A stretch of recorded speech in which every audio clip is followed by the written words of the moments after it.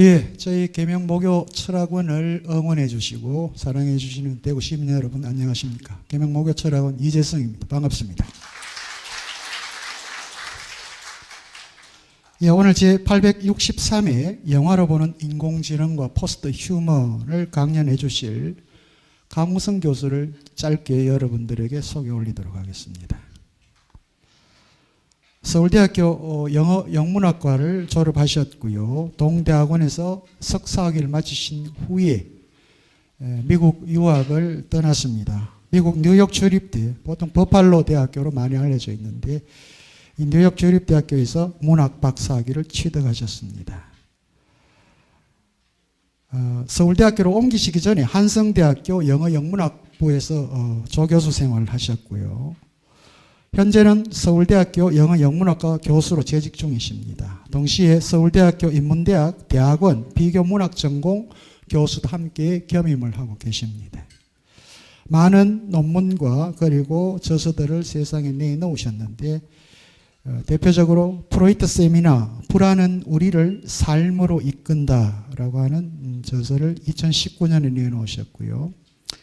2015년에는 미술은 철학의 눈이다라고 하는 텍스트도 내놓으셨습니다. 그리고 2003년에는 Emerson and the Writing of the Moment라고 하는 저서를 내놓으셨는데 혹시 선생님 이 박사 논문입니까? 아니면 따로 독립 저서입니까? 예.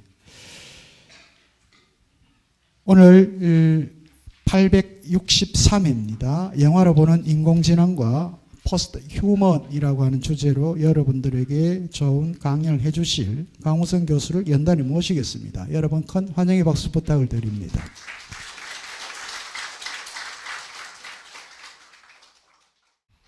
네, 안녕하십니까. 네.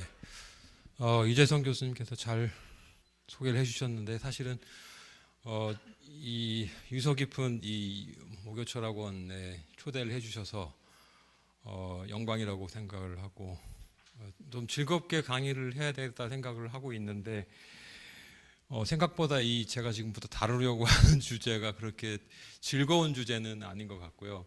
그래서 약간 걱정이 되기도 합니다.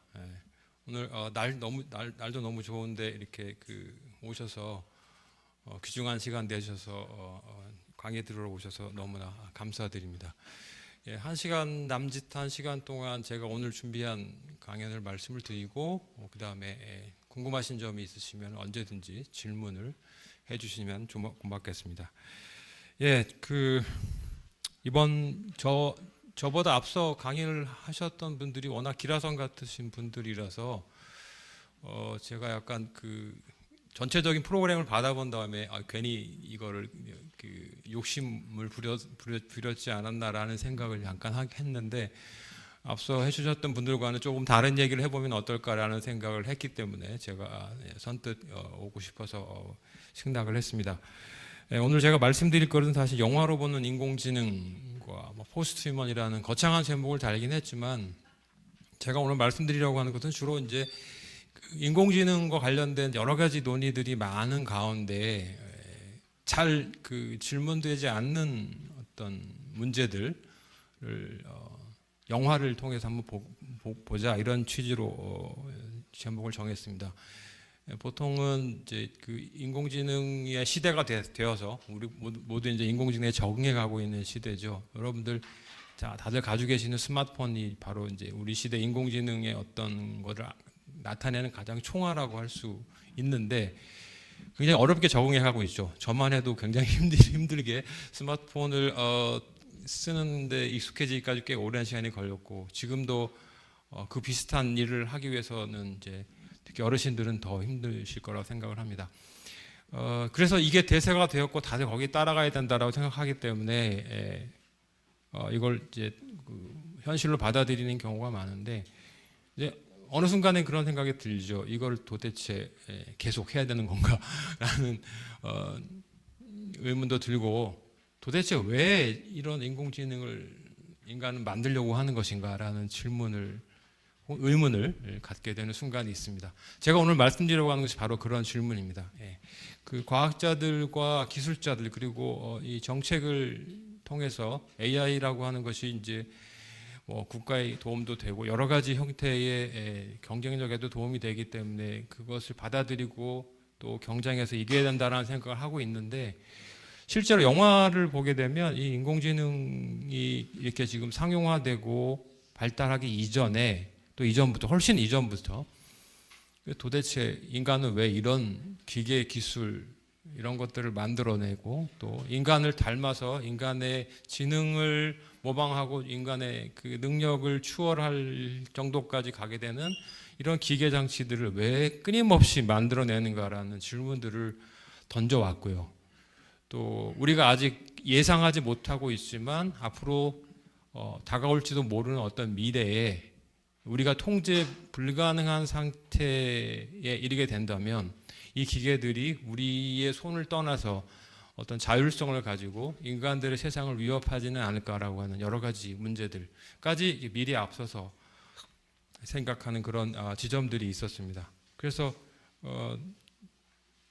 제가 보는 인공지능은 사실 과학과 기술을 하고 인공지능을 추구하는 분들에게는 좋지 못하고 별로 이렇게 달갑지 않은 말씀이 될 거예요. 왜 이걸 왜 하느냐라는 질문을 던지니까 열심히 하고 있는 사람들한테는 사실 기운이 빠지는 얘기이기도 하죠. 그래서 왜 우리는 이런 걸 만드는가, 왜 인간이 이런 걸 필요로 하는가라는 문제를 그 영화를 통해서 좀 살펴보고, 그리고 나서 우리가 이런 그 인공지능을 만들려고 하는 어떤 그 생각의 바탕에 인간 중심주의라고 하는 것이 깔려 있다는 생각을 가지고 제가 오늘 그 말씀을 좀 드릴까 합니다. 뭐 이렇게 저는 철학적인 얘기는 아니기 때문에 제 실감에서, 그리고 영화를 통해서 또 문학을 통해서 생각한 것들을 여러분들에게 말씀드리는 방식으로 시작을 하겠습니다. 첫 번째 화면을 보시면 좀 갑자기 이런 유명한 그림을 보여드리게 돼서 약간 놀라실 수도 있는데, 이 알브레트 듀러라고 하는 서양 미술 작가가 1504년이죠. 16세기 초반에 그린 아담과 이브라고 하는 제목의 그림입니다. 전혀 이상할 것이 없죠. 뭐 이거 그 성서에 나오는 내용들을 그대로 그려낸 것이고, 낙원에서 추방되고 있는 아담과 이브의 모습을 그려내고 있습니다. 전혀 이상할 것이 없습니다. 그죠? 성서 읽어보신 분들도 다 아시겠지만. 근데 저는 이 그림을 보는 순간, 이게 뭔가 AI와 연관이 있을 것이다 라고 생각을 했어요. 왜 그럴까요? 사실 이거는 이제 서양에서 이 그림을 둘러싸고 약간의 논란이 있긴 했습니다. 근데 무슨 말씀이냐면, 지금 아담과 이브의 그 신체를 보게 되면 지금 어쨌든 중요 부위를 가리고 있기 때문에 거기에 우리가 집중을 하게 되는데, 실제로 잘 보시게 되면 두 사람이죠. 최초의 인간인 아담과 이브의 신체 특징 중에 눈에 띄는 것은 뭐냐면 바로 배꼽입니다. 두 사람 다 배꼽이 있죠. 배꼽이 있다는 것은 무슨 뜻일까요? 어머니가 있다는 얘기죠. 그러면 성서에 하나님이 아담과 이브를 만드셨다라고 나와 있는데, 배꼽이 있다는 것은 엄마가 있다는 얘기가 되니까 이게 모순이 되잖아요. 그런 얘기를 누가 제기를 했습니다. 그래서 이 듀러가 이 그림을 그린 다음에 상당히 많은 이 낙원 추방을 그린 아담과 이브의 그림에서 배꼽이 빠지게 됩니다. 한동안. 그렇죠. 하나님이 엄마가 혹은 어떤 여성의 몸을 빌어서 해야 되는, 예수님의 경우에는 가능하지만 아담과 이브도 하느님이 만드셨다 나와 있기 때문에 배꼽이 있다는 것은 이상한 그 현상으로 보일 수 있죠. 물론 나중에는 이제 이 배꼽도 만드셨다 이렇게 이제 말씀을 하셔서 그래야 다른 인간들과 이제 그 구별이 불가능하기 때문에 그렇게 만드셨다라는 얘기를 하게 되면서부터 다시 그리게 됩니다. 근데 이제 이 해프닝이긴 한데, 제가 말씀드리는 건, 그래서 이게 인간이 사실은 처음부터 인간으로 만들어진 게 아니라 혹시 AI로 만들어진 것이 아닐까, 신께서 최초의 AI 제작자가 아닌가라는 생각을 해볼 수 있다는 얘기입니다. 그런 문화적인 차원에서 보게 되면 성서의 한 구절도 쉽게 넘어갈 수는 없을 것 같다, 그런 이제 말씀을 잠깐 드리고 있습니다. 그래서 이제 인간들이 딜레마 문제다라고 할 수 있는 것이 바로 이런 점에서 생겨나는데, 배꼽의 문제뿐만이 아니라 인간이 자신들을 본따서 만든 여러 가지 기계 존재들, 뭐 여러 가지 이름으로 불리죠. 인조인간이란 말도 있고 로봇이란 말도 있고 여러 가지 이름으로 불리는데, 이런 새롭게 만들어진 존재들을 만물의 어떤 연쇄라고 할 것이 있다면 거기에 어디쯤에 위치시킬 수 있을 것인가라는 문제가 또 이제 등장합니다. 예, 중세부터 서양에서 유행했던 존재의 사슬이라고 하는 걸 보시게 되면 제일 밑에 무생물부터 시작해서 천사와 신, 그 인간에 이르는 이런 하나의 계단을 이루고 질서를 이루고 있죠. 이것에 의하면 인간은 동물보다는 우수하고 천사와 같은 영혼의 존재보다는 이제 아래에 위치해 있는 것이라고 하는데, 그러면 인공지능, 우리가 인간이 만들어낸 인공지능은 과연 어디에 위치시킬 수 있을 것인가라는 문제가 또 하나 등장한다고 할 수 있습니다. 어디쯤 위치시킬 수 있을 것 같습니까, 여러분들? 처음에 초창기에 인공지능을 만들었던 사람들은 당연히 인간과 동물 사이 혹은 인간보다는 아래에 두었겠죠, 그죠? 예, 서브 휴먼이라고 불러서 인간보다는 못한 존재로 불렀는데, 차츰차츰 인공지능이 발달하게 되면 인간과 동등한 위치를 점하거나 또 나아가서는 인간보다 더 뛰어난 어떤 능력을 지닐 수도 있다라는 이제 생각을 하는데, 그게 아주 터무니없는 생각이 아니게 되었죠. 여러분, 이세돌 기사가 그 알파고와 대국을 해서 졌을 때 그때 많은 인간들이 지금까지 누려온 직업들이 없어질 거다라고 했고, 그 중에 대표적인 게 판사와 의사였거든요. 예, 우리 인간들 사이에서 민주주의와 평등이라고 하는 생각을 보편적으로 받아들이는 사회에서 무조건적으로 자기보다 훨씬 더 민주적이지 않은 방식으로 자기보다 훨씬 더 권위가 있다고 인정하는 대표적인 직업이 판사와 의사예요.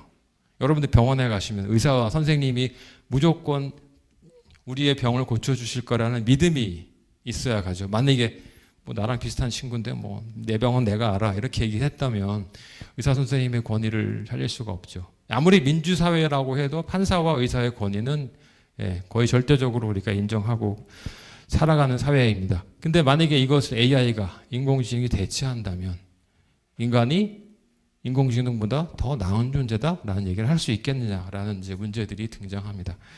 이게 이렇게 되면은 이제 우리가 만들어낸 존재인데 이 만들어낸 존재, 새롭게 만들어낸 존재이기 때문에 인간한테는 이 인공지능이 둘 간의 관계가 마치 신과 인간 간의 창조주와 피조물 간의 관계가 인간과 인공지능 사이에 다시 한번 반복되는 것인데, 그 관계가 과연 그대로 유지될 수 있을 것인가라는 문제가 인공지능이 만들어지는 순간부터 제기된다고 할 수가 있겠습니다. 예. 계속 고민이고요. 지금 인공지능을 다루는 분들의 생각은 인공지능이 인간과 비슷한 수준에 도달했으면 하는 바람을 가지고 만들고 있다고 생각을 합니다. 영화에서는 조금 다른데요. 영화에서는 오히려 인공지능이 인간을 뛰어넘을 가능성이 있다라는 문제를 더 직접적으로 다루고 있습니다. 사실 인공지능보다 더 공포스러운 현상은 우리가 그 몇 년 전에 겪었던 코로나 바이러스죠. 이 바이러스는 사실 눈에 보이지도 않고 스스로 무슨 인간에 침입하는 것도 아니죠. 사실 인간들이 숙주가 돼서 바이러스를 인간들끼리 옮겨가는 것이고, 바이러스 자체는 움직이지 못하는 존재입니다. 그리고 스스로 복제하는 것도 아니고 인간의 몸에 들어와야만 복제가 가능한 그런 존재죠. 굉장히 공포스러운 존재였어요. 그러니까 인간이 아닌, 인간보다 못한 존재들이 인간의 몸에 혹은 인간과 어떤 관계를 맺으면서 인간 사이를 파괴할 수 있다는 공포를, 그리고 그런 현상이 전 세계적으로 벌어질 수 있다는 그런 생각이 처음으로 우리에게 실감나게 다가온 것이 이런 코로나 바이러스 같은 거였다면, 인공지능도 거의 못지 않다는 것입니다. 이 둘의 어떤 공통점을 찾아보자면 일단 지금까지 보지 못했던 낯선 존재들이죠. 여러분들 20년, 30년 전만 해도 스마트폰이라든지 아니면 자율주행차라든지 전기자동차 같은 것이 나오리라고 상상을 하셨겠습니까? 전혀 그렇지 못했죠. 낯선 존재가 출현했고요. 또 그것으로 인해서 우리가 지금까지 누려왔던 일상이 다 혼란스러워집니다. 뭐 잘 아시겠지만 공과금을 내려면 우리가 은행에 가서 창구에서 기다려서 공과금을 냈죠. 고지서를 들고. 지금은 그렇게 하는 사람들이 거의 없죠. 뭐 그런 겁니다. 그렇게 해서 식당에 주문을 하는데 요즘은 그 키오스크라고 해서 이렇게 눌러야 주문을 할 수 있잖아요. 그 모르면 밥도 못 먹는 거예요. 지금은 일상, 내가 누리던 일상이 다 파괴되고 있는 것입니다. 그게 바이러스와 인공지능의 어떤 공통점의 두 번째라고 한다면, 이렇게 예외적인 상황 속에 사람들이 살아가는 것이 그냥 단기간에 그치는 것이 아니라 오랜 시간 동안 지속되다 보니까 예외 자체가 하나의 일상이 되고 정상적인 상태가 되는 그런 역전 현상이 벌어지기도 했고요. 그 다음에 인간이 아무리 과학기술이 발달하고 통제력이 강화됐다고 해도 이것을 완전히 통제할 수 있는 것이 불가능하다는 사실을 이제 인정할 수밖에 없는 상황이 된 거죠. 놀랍지 않습니까? 3년 전만 해도 저희는 마스크를 쓰고 다녔고 손을 씻고 하느라고 했는데 지금 그렇게 그런 바이러스가 다시 오리라고 생각하시는 분들 거의 없을 거예요. 이 모든 것이 저는 인간 중심주의와 관련이 있다고 생각합니다. 인간 중심주의라고 하는 것이 뭐 이렇게 그렇게 심오한 얘기냐라고 하실 텐데, 제가 지금부터 말씀드리려고 하는 것은 이제 인공지능을 통해서 인간 중심주의가 얼마나 우리 삶에 속속들이 배어 있고 그것을 어느 정도 극복하고 인식하지 않는다면 인공지능에게도 우리가 또 종속돼서 노예 상태가 되는 가능성도 없지 않다. 이런 말씀을 드리려고 합니다. 앞서 강의하신 분들의 강의에서 나왔을 것 같긴 합니다. 인공지능의 현재 어떤 형태에 있는가를 보게 되면 기본적으로 인공지능을 만드는 분들의 생각은 인간의 복지, 행복을 위해서 이 기계를 최대한 이용하자라고 하는 생각입니다. 정말 좋은 생각이죠. 그죠? 인간의 편리를 위해서 이런 것들을 만들고 있는 것이기 때문에 이거를 반대할 이유가 없다 이렇게 생각을 하실 겁니다. 그래서 지금 크게 세 가지로 구분하는데 약한 인공지능과 강한 인공지능, 그다음에 초인공지능 이렇게 나눌 수 있습니다. 분류를 하고 있지만 사실 이거는 이론적으로만 그렇게 되어 있고요. 우리가 가장 많이 접하고 있는 것은 첫 단계인 약인공지능입니다. 뭐 내비게이션이라든지 이런 모든 것들, 그런 것들이 다 약인공지능에 들어가고요. 그러니까 정해진 어떤 프로그램을 인간보다 훨씬 빠르게 그리고 정확하게 행하는 그런 능력을 지닌 기계들을 약인공지능이라고 부르고, 대체로 뭐 우리가 알고 있듯이 로봇이라든지 컴퓨터, 알파고 이런 것들이 바로 거기에 속합니다. 이런 어떤 특정한 능력에 있어서는 이미 인간을 뛰어넘었어요. 연산하는 능력, 바둑의 수를 계산하는 능력, 이거는 인간이 따라갈 수가 없어요. 이미 그걸 초월했다고 할 수 있습니다. 근데 강인공지능은 그런 특정한 능력이 아니라 인간이 가지고 있는 일반적인 능력에서 인간과 비슷한 수준에 올라온 것이죠. 특히 생각을 하고 감정을 느낄 수 있는 어떤 차원에까지 도달했다고 할 수 있는 것이 이제 강인공지능인데, 여기까지 개발되는 기에도 한참 남았습니다. 지금 우리의 기술 수준은 약인공지능에서 강인공지능 사이 정도에 와 있다 이렇게 보시면 되겠고요. 대표적인 것이 자율주행차입니다. 자율주행차 지금 뭐 이 자동차 회사들하고 그래서 많이 만들고 있죠. 그 뉴스 보시면 가끔 그런 생각 들지 않으세요? 왜 만드는 거지? 자율주행차를 운전하는 맛도 있고 원래 인간이 어쨌든 인간이 타게 되는데 왜 굳이 자율주행차를 만들지라는 생각을 또 하게 됩니다. 좋은 취지죠. 운전을 하실 수 없는 분들, 운전 능력이 이제 떨어지는 분들에게도 좋은 기회가 되기 때문에 그런 것이기도 하지만, 기본적으로 인간이 만드는 사고를 줄여보자는 취지예요. 거기에 기반이 되어 있는 생각이 뭐냐면, 과학기술 하시는 분은 절대로 인정 안 합니다. 인간을 오류투성이의 존재로 전제하는 겁니다. 그래야 기계를 통해서 인간이 할 수 있는 오류들을 줄이는 것이 바로 이 자율주행의 기본적인 목적이라고 할 수 있겠습니다. 그래서 자율주행이 완벽하게 작동하기 위해서는 어떻게 해야 될까요? 모든 인간으로부터 운전할 수 있는 권리를 박탈해야 됩니다. 우리는 그냥 타기만 해야 되고요. 운전을 하는 것이 금지되어야만 이 자율주행이 아무런 무리 없이 잘 작동할 수 있겠습니다. 그렇게 되면 어떤 일이 벌어질까요? 인간들 가운데 운전을 하겠다고 시도함으로써 이 시스템을 망가뜨리려고 하는 어떤 시도도 나오겠죠. 그런 여러 가지 딜레마가 같이 결부되어 있습니다. 그런 식의 생각을 하는 기계가 나온다면 그걸 우리는 초인공지능이라고 부릅니다. 인간의 능력을 초월해서 인간과 비슷한 생각과 감정과 판단을 할 수 있는 그런 능력을 갖춘 어떤 기계가 나올 것이다라는 얘기입니다. 먼 미래의 얘기라고 할 수 있겠습니다. 아까 말씀드렸지만 인간의 필요를 위해서 인공지능을 만든다라는 것이 이제 그 인공지능을 개발하는 사람들의 기본적인 취지지만 그 사람들한테 그 질문을 던져보면 어떤 필요가 있냐라고 던져보면 이게 굉장히 많은 여러 가지 것들을 나열을 하기도 합니다. 이게 미국 그 외국에 있는 그 AI 연구소에서 내놓은 자료들을 제가 그냥 가져온 것인데요. 저는 뭐 다 좋은 취지라고 생각하는데 가장 실제로 지금 가장 뭐라고 할까 피부에 와닿는 이런 기술은 이 의학 분야죠. 의학 분야에서는 진짜로 엄청난 그 도움을 받을 수 있다라는 것이 되어 있고 실제로 가장 많이 발달해 있는 분야 중에 하나가 바로 이 의학 분야라고 할 수 있겠습니다. 다른 분야는 사실을 잘 모르겠어요. 왜 그렇게 만드는지.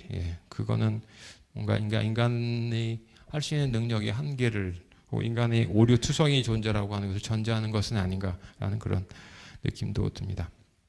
자, 그래서 제가 오늘 이제 말씀드릴 영화들을 아우르는 하나의 큰 카테고리가 있다면 이게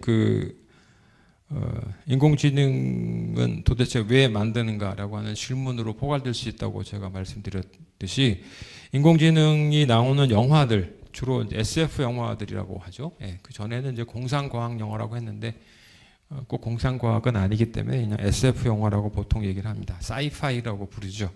그 영화 속에 나오는 인공지능의 모습들을 보고 있으면 크게 두 가지 질문이 있습니다. 하나는 인공지능은 인간의 생활에 도움이 되는, 인간의 필요에, 인간의 복지에 도움이 되는 어떤 기계를 만드는 것인가라는 질문. 이거는 조금 전에 보여드렸던 인공지능의 효용과도 관련이 되는 질문이고요. 또 하나는 인간과 기계의 공존이 과연 어떻게 가능한가라는 질문을 던집니다. 영화 속에서, 물론 문학 작품 속에서도 나오지만 특히 영화 속에서는 어떻게 인간이 이런 인공지능 같은 새로운 존재들과 관계를 맺으면서 새로운 관계죠. 새로운 관계를 맺을 수 있는가라는 문제입니다. 이 문제는 사실 인간이 반려동물과 어떤 관계를 맺을 것인가라고 하는 질문과도 사실 크게 다르지는 않습니다. 다만 반려동물은 그 동물로서의 어떤 특징 때문에 그런 것이고 인간을 해친거나 하는 건 일이 없기 때문에 큰 문제가 아니지만 기계의 경우에는 인간이 통제할 수 없는 부분이 분명히 생길 거라는 점 때문에 여러 가지 두려움이 결부된 반응들이 나오게 됩니다. 자, 그래서 이 인공지능 영화들을 보게 되면 인공지능을 다루고 있는 문학 작품들도 마찬가지지만 외삽이라고 하는 중요한 개념이 등장합니다. 외삽이라고 하는 말은 이게 지금 전문가들이 쓰는 용어라서 이게 그냥 번역을 해놓은 거라서 그렇습니다. 더 적합한 우리말이 있으면 참 좋은데 찾기가 힘드네요. 그래서 이걸 쓰신 분들이 처음부터 외삽이라고 쓰는 바람에 그냥 지금 이렇게 쓰고 있습니다. 이제 밖으로부터 삽입되었다라는 뜻이죠. 외삽인데 다른 이 개념이 무슨 의미냐면 실제로 지금 아까 말씀드린 대로 지금의 기술 수준으로는 약인공지능과 강인공지능의 사이, 그러니까 인공지능을 살짝 벗어난 정도밖에 안 돼요. 근데 영화 속에서는 이미 훨씬 더 고도로 발달한 인공지능의 모습이 등장합니다. 그러니까 강인공지능뿐만 아니라 초인공지능의 모습도 아주 일상적으로 등장하는 것들이 영화에 많이 그려지죠. 그렇게 되기 때문에 현실에서는 가능하지 않으나 어떤 상상을 통해서 이렇게 될 수도 있다는 사실을 사람들이 믿을 수 있을 정도만큼의 기술적인 그 발전이 있는 것으로 가정하는 그런 이제 기법을 이제 외삽이라고 합니다. 그러니까 이것은 보는 사람들이 그런 기술을 등장해서 가령 지금은 이제 거의 실용화 뭐 상상 속에 있는 것이죠. 하늘을 나는 자동차 같은 것이 있다라고 한다면 그게 이제 영화에 등장하면 사람들이 그걸 낯설어 하면서도 또 한편으로는 저게 시간이 지나면 가능할 수도 있겠다라고 생각하는 그런 두 가지가 결합되어 있는 이거를 이제 노붐과 인지적 낯섦이라는 말로 표현하는데 보았을 때는 새로운 거고 낯선 거지만 시간이 지나면 이렇게 만들어질 수도 있겠구나 하는 것들을 미리 영화 속에서 구현하는 것을 외삽이라고 합니다. 이 외삽이라고 하는 것이 반드시 들어 있어야 공상과학 영화 속에서 의도한 효과를 거둘 수 있다라는 점을 일단 말씀드립니다. 외삽 효과는 어떤 거냐면 뭐 현실 세계와 다른 환상적인 대안 세계를 제시하는 것이 아니라 현존하는 세계 속에 있는 기술을 통해서 앞으로 발전을 한다면 그것을 통해서 구현할 수 있는 그런 것들의 사유와 상상 그런 표현이라고 할 수 있겠고요. 실제 물리 법칙과 이론적으로 맞아 떨어져야 됩니다. 이게 완전히 공상이라고 해서 이론적으로 설명이 안 되는 거면은 말이 안 되는 겁니다. 대표적인 경우가 웜홀이라는 말 들어보셨죠? 그 우주에 여행할 때 스타워즈 같은 거 보면 웜홀이라는 말로 나오고 또 워프라고 해서 이렇게 순간 이동하는 그런 장면들이 등장하죠. 이거는 실제로 가능하지는 않아요. 이론적으로는 가능할 거다라고 생각을 하는 것이지 근데 실제로 가능하다고 볼 수는 없지만 그것이 영화에 등장했을 때 낯설지 않게 느끼는 그런 것들을 다 외삽이라고 부릅니다. 대표적인 경우가 그 1968년에 스페이스 오디세이라고 하는 영화가 나왔습니다. 이게 아마도 인류가 최초로 인공지능을 다루는 영화로 기록되어 있습니다. 1968년입니다. 제가 태어난 해가 68년입니다.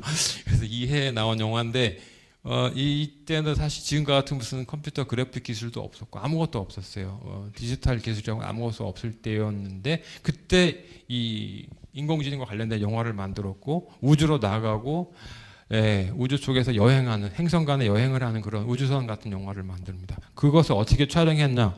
왼쪽에 보시면은 이 잡지에서 이 영화를 만들기 몇 년 전에 잡지에서 이런 식으로 만약에 우주 정거장을 만들면 이렇게 만들 것이다라고 누군가가 상상을 해서 표현을 했어요. 근데 그거를 영화 속에 실제로 구현을 했습니다. 놀랍게도 오른쪽에 보이는 그림은 우리가 지금 익숙한 것처럼 디지털 컴퓨터 그래픽을 만든 것이 아니라 진짜 종이를 찢어서 만들어서 그거를 촬영 기법을 가지고 저렇게 마치 우주 공간에 있는 것처럼 찍은 그런 영화입니다. 저 68년에 만든 저 감독이 이제 얼마 전에 죽었는데요. 저 영화를 보고 있으면 정말 와 놀랍다라는 한 생각이 들 정도의 촬영 기법이 있습니다. 한번 꼭 그 기회가 된다면 보셨으면 좋겠습니다. 영화 제목이 밑에 나와 있듯이 스페이스 오디세이 2001 68년에 2001년에는 이런 일들이 벌어질 것이라는 것을 상상해서 만든 영화입니다. 굉장히 재밌고 그 영화에서 아마 이런 여러 가지 것들이 나올 수 있습니다. 자, 제가 영화를 통해서 인공지능을 보겠다라고 얘기하는 그 생각을 하게 됐던 이유는 과학기술과 가장 밀접한 장르가 예술 장르가 영화이기도 하고요. 영화는 여러 가지 장비와 장치와 기술, 효과 이런 것들의 도움 없이는 사실은 가능하지 않은 그런 예술 장르입니다. 물론 그렇기 때문에 순수 예술과는 다르다라고 비판을 받기도 합니다. 과학기술과 가장 밀접한 예술 장르이라는 점, 그 다음에 이제 과학기술의 현재가 아니라 미래를 상상하는데 아주 적합한 장르라고 하는 것입니다. 무엇을 통해서 아까 말씀드린 대로 외삽이라는 기법을 통해서 그런 것들을 한다는 얘기고요. 그 다음에 영화를 보시면 알겠지만 대체로 인공지능의 미래에 대해서 비판적입니다. 이걸 잘 만들어서 잘 쓰자 이런 얘기를 하는 영화보다는 뭔가 문제가 생겨서 치명적인 문제가 생겨서 인류가 파멸을 한다든지 인류의 어떤 커다란 곤란한 점이 생기는 이런 것들이 많이 그려지고 있어요. 근데 인공지능의 미래에 대체로 비판적인 특징을 보인다는 것이죠. 그 이유는 말씀드렸듯이 왜 도대체 이걸 만드는가라고 하는 그런 비판적인 질문, 이런 어떤 인문학적인 사유가 영화를 만드는 사람들 혹은 영화를 보는 사람들한테 깃들어져 있는 것이 아닌가라는 얘기입니다. 그리고 이제 인간이 가진 힘에 대한 이중적인 태도가 잘 드러났습니다. 하나는 인간이 충분히 이런 기술들을 통제해서 인간의 이기를 위해서 쓸 수 있다라는 생각과 동시에 인간을 어떻게 믿어라는 거죠. 그런 통제 불능의 상태가 올 것이다라고 하는 두 가지 이중적인 태도가 영화 속에 들어 있습니다. 그래서 이 인공지능을 통해서 하고자 하는 얘기는 영화에서 하고자 하는 얘기는 결국 인간이란 무엇인가에 대해서 질문하는 그런 것이 가장 핵심적인 틀이라고 할 수 있겠습니다. 그러니까 인공지능이 뭘 하고 그게 인간에게 어떻게 도움이 되고라는 것보다도 인공지능을 왜 만들고 인공지능을 만드는 인간은 도대체 어떤 존재인가라는 데 대한 어떤 철학적인 질문 같은 것들이 이 영화에서 우리가 또 찾아볼 수 있는 또 다른 질문이라고 할 수 있고요. 그래서 그것은 바로 과학기술과 인간 중심주의에 대한 반성으로 이어질 수 있다는 그런 것입니다. 이 모든 것들을 하나로 표현하는 말이 AI 포비아라고 해서 인공지능에 대한 공포, 인공지능 공포 혹은 기계 공포증이라고 하는 것으로 얘기할 수 있겠습니다. 여러분들 어떤 낯선 존재가 등장하면 두렵지 않으십니까? 새로운 기계가 왔다 갔다 하고 하면 굉장히 두려움을 많이 느끼게 되겠죠. 이 두려움을 느끼는 이유는 우리가 이 인간 바깥에 인간과 인간 아닌 존재들과 맺는 관계를 항상 인간의 중심을 놓고 생각하기 때문이라는 점과 관련이 있겠습니다.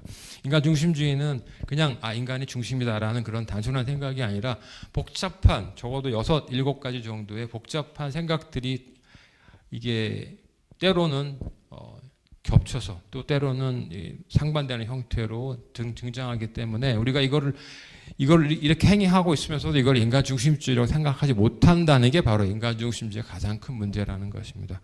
인간 우월주의라고 하는 것과 등치시키기 쉽죠. 인간 중심주의면 인간이 다른 모든 인간이 아닌 존재들에 비해서 우월하다. 아까 말씀드린 존재의 사슬에서 보면 우리 위에는 영혼과 같은 존재밖에 없고 다 우리 밑이야 라고 하는 것. 만물의 영장이라고 하는 것이 바로 이런 생각입니다. 이 인간 우월주의, 종적으로 우월하다는 것이고요. 이거는 자연적으로 인간이 다른 모든 존재들을 지배할 권리가 있다라는 생각으로 이어집니다. 동양 사상에서는 훨씬 강도가 덜하지만 서양 사상에서는 이것이 거의 기반이라고 보시면 되겠어요. 두 번째는 의인주의라고. 의인주의는 뭐냐면 세상의 모든 것들을 인간이라는 척도를 가지고 보는 것입니다.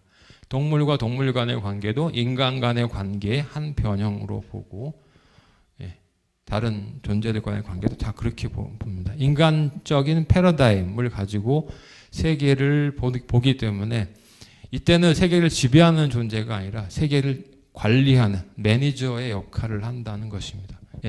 차별을 하는 것은 아니에요. 그러나 인간이 다른 존재들을 인간적인 척도를 기준으로 보게 되는 어떤 그런 현상들이 발생한다는 것. 이걸 의인주의라고 부릅니다. 그 다음에 인간 우선주의. 인간의 복지와 인간의 안녕을 위해서 다른 존재들은 충분히 희생될 수 있다는 것이죠. 인간을 위한 실용적 목적을 위해서는 과학기술의 힘을 빌어서 다른 존재들을 충분히 이용할 수 있다는 것입니다. 대표적인 사례가, 아주 단적인 사례가 동물 실험을 하는 것이죠. 인간의 병을 치료하기 위해서 동물 실험을 하는 것. 이런 것들이 다 인간 우선주의라고 할 수 있겠습니다. 그 다음에 인간 차별주의라고 하는 것. 인간 차별주의가 인간 중심주의인가라고 약간 갸우뚱하실 분도 계실 텐데 실제로 차별을 한다는 거 하는 것은 인간이란 무엇인가에 대한 어떤 기준을 세워놓죠. 그 기준에 미달하는 사람들을 차별하는 것입니다. 인간이 아닌 존재로. 근데 그 기준은 어떻게 마련되었을까요? 세계에서 통용되는 암묵적으로 통용되는 무의식적으로 통용되는 인간이란 무엇인가의 기준은 인간성의 기준은 백인 중심의 어떤 생각이라고 봐도 무방할 겁니다. 그러니까 거기에 미달하는 존재, 피부색, 성, 이런 것들이 혹은 인간의 신체적인 능력, 정신적 능력 떨어진 사람들은 인간 이하의 존재라고 보고 차별하는 것이죠. 그런 태도가 인간 중심주의가 무관하지 않다는 것입니다. 그 다음에 이제 인간 지상주의. 인간 지상주의라고 하는 것은 인간만이 자신의 한계를 초월해서 신적인 영역 혹은 천사들의 영역, 영혼의 영역과 지속할 수 있는 존재다라는 생각으로 이어집니다. 예. 바로 요게 인간 지상주의라고 하는 인간만이 인간의 한계를 초월할 수 있다는 생각이 바로 저는 인공지능의 가장 밑바탕에 있는 생각이라고 봐요. 예. 그거를 이제 잘 그리고 있는 영화를 강연의 끝머리에서 좀 집중적으로 말씀을 드리겠습니다. 예. 그다음에 제가 보기에 이것의 이면, 인간 중심주의의 이면이지만 그거 동전의 양면이라고 볼 수 있는 것이 인간 허무주의입니다. 모든 인간적인 것을 폐기할 수도 있다고 하는 그런 것입니다. 인간적인 것을 다 폐기할 수 있다는 것. 인간적인 것이 의미가 없다. 모든 인간적인 것이 의미가 없다라는 태도 역시 인간 중심주의입니다. 왜 그렇게 생각을 할까요? 인간만이 유일한 존재고 인간을 우선해야 되고 인간이 중요하다고 보기 때문에 인간이 인간적인 것을 자기 마음대로 폐기할 수 있다고 생각하는 것이죠. 그러나 만약에 우리 인간 존재가 다른 존재들과 맺는 여러 관계 속에 있다고 한다면 우리의 마음대로 그것을 폐기할 수 있는 것은 아니다. 이렇게 말씀드릴 수 있겠습니다. 자, 요즘은 이제 인간 중심주의를 반성하자는 여러 가지 철학 사조나 이런 것들이 많이 나오게 됩니다. 그래서 최근에 많이 등장한 것이 그 새로운 사물론이라고 해서 인간과 다른 사물들 간의 관계를 관계 중심으로 풀어내는 것이 철학이 사유해야 될 과제다라고 생각하는 이제 조류들이 많이 등장을 하겠고요. 그래서 인간 속에 있는 비인간적 요소, 자연 사물 속에 있는 인간이 아닌 요소들, 인공 사물 이런 것과의 관계 이런 것들을 이제 다루는 새로운 철학적인 조류가 나타나기도 하겠고요. 그 다음에 가장 큰 것은 이제 인간 중심주의가 초래한 가장 가공할 만한 끔찍한 결과가 뭐냐면 기후 변화라고 하는 것이 있다는 것입니다. 그래서 기후위기와 관련해서 인간이 인간 중심주의를 반성하지 않고서는 이 위기를 넘길 수 없다라는 생각이 많이 등장합니다. 인류세라고 하는 개념이 등장하겠고요. 그런 여러 가지 그 생각을 가지고 인간 중심주의를 반성하지 않은 그런 이제 논란이 많이 등장하고 있습니다. 인공지능 역시 그것과 무관하지 않다고 생각을 합니다. 자, 영화 속 인공지능의 도전을 한마디로 말씀을 드리면 포스트 휴먼의 윤리라고 말씀을 드릴 수 있겠고요. 아마 전에 강의하셨던 분들께서도 이런 말씀을 드렸을 것이라고 생각을 합니다. 포스트 휴먼의 윤리라는 말. 사실 포스트 휴먼이라는 말 자체가 굉장히 우스꽝스러운 말이죠. 인간이 인간을 초월한다. 혹은 인간 이후가 있을 것이다라고 얘기했을 때 인간 이후를 상상한다는 것이 사실 포스트휴먼이라는 말이 그렇지 후기 인간 혹은 탈인간 이런 식의 번역이 될 텐데 그게 가능할까요? 인간이 존재하는 한 인간 이후라고 하는 걸 상상할 수 있을까요? 그래서 포스트휴먼이라는 말 자체를 우리가 지금 폭넓게 쓰고 있지만 사실 이 포스트휴먼은 저는 크게 두 가지라고 봅니다. 하나는 인간 안에 있는 이미 존재하고 있으나 우리가 지금까지 망각하고 돌보지 않았던 인간 아닌 존재들과의 관계에 정향되어 있는 인간적인 요소들을 다시 찾아내자라고 하는 그런 생각이 포스트휴먼에 담겨 있다고 보고요. 또 하나는 인간 이후, 즉 인간만이 세상의 중심이기 때문에 인간이 사라지면 세상도 없어질 것이라고 하는 생각이 우리한테 가장 크게 있죠. 기후 변화 때문에 세상이 망할 것이라고 하는 것, 종말론이라고 하는 것은 다 그렇습니다. 지구의 멸망, 행성의 멸망이 아니라 인류의 멸망이에요. 우리가 알고 있는 종말은 인류의 종말입니다. 그러나 인류가 종말해도 세상은 계속 될 것이다 라는 생각을 가지고 우리가 다른 존재들과 관계를 맺어야 된다는 생각이 이 포스트휴먼이라고 하는 것이 가지고 있는 가장 핵심적인 윤리라고 할 수 있습니다. 윤리인 이유는 뭐냐면 내 안에 있으나 내가 인간 안에 있지만 인간이 지금까지 무시해오고 차별하고 돌보지 않았던 어떤 것들을 끄집어낸다는 것이 그걸 타자라고 얘기를 하는데 내 속에 있는 타자와 관계를 맺는 것이고 또 말씀드렸듯이 인간 중심적인 사유에서 얻을 수 없는 인간이 종말을 한다고 해도 세상은 돌아갈 것이라고 하는 그런 세상 바깥의 존재들과의 만남 이런 것들을 생각하는 윤리 윤리가 바로 포스트 휴먼의 윤리라고 하는 것입니다. 이런 것들이 바로 영화에서 많이 다루어지고 있는 것이고요. 사실은 실감은 나지 않습니다. 여러분들 기후 변화, 기후 위기 때문에 굉장히 다들 걱정하고, 특히 젊은 세대들은 정말 전전긍긍하고 있는데, 사실 우리가 일상을 생활하는데 기후 변화를 직접적으로 피부로 느끼는 경우는 미세먼지가 올 때라든지 그런 경우에 다시 못 느끼죠. 그나마 우리나라는 혜택받은 경우라서 그럴 거예요. 쓰나미 같은 자연재해가 많이 오는 것도 아니고, 미세먼지를 빼면 사실 크게 문제가, 기후변화의 어떤 위기를 느낄 수 있을 만큼 엄청난 홍수가 온다든지 눈 이런 것들이 없기 때문에 아직 덜 좀 더 감각을 못한다고 할 수 있는데, 실제로 굉장히 심각합니다. 엄청 심각하고요. 이 문제를 해결해야 되는데, 우리의 정책자들과 우리 사람들은 실제 관심이 없는 것 같습니다. 아무튼 그래서 이 타자라는 존재가 인간과 관계를 맺는 데 있어서 인간적인 틀, 인간의 통제 안에 항상 들어올 수는 없다라는 점, 그리고 그 존재들을 두려워하는 마음을 가지고 대하자라는 그런 것입니다. 일종의 뭐라고 할까요? 수호지심 혹은 염치 같은 것들을 인간 아닌 존재들과의 관계 속에서 발휘해야 되는 것이 아닌가라는 생각을 하게 됩니다. 이럴 때 낯선 존재와 어떻게 공존할 것인가 하는 문제를 다루는 굉장히 재미있는 실험이 하나 있습니다. 불쾌의 골짜기라고 하는 실험인데요. 이거 들어보신 분도 계실 겁니다.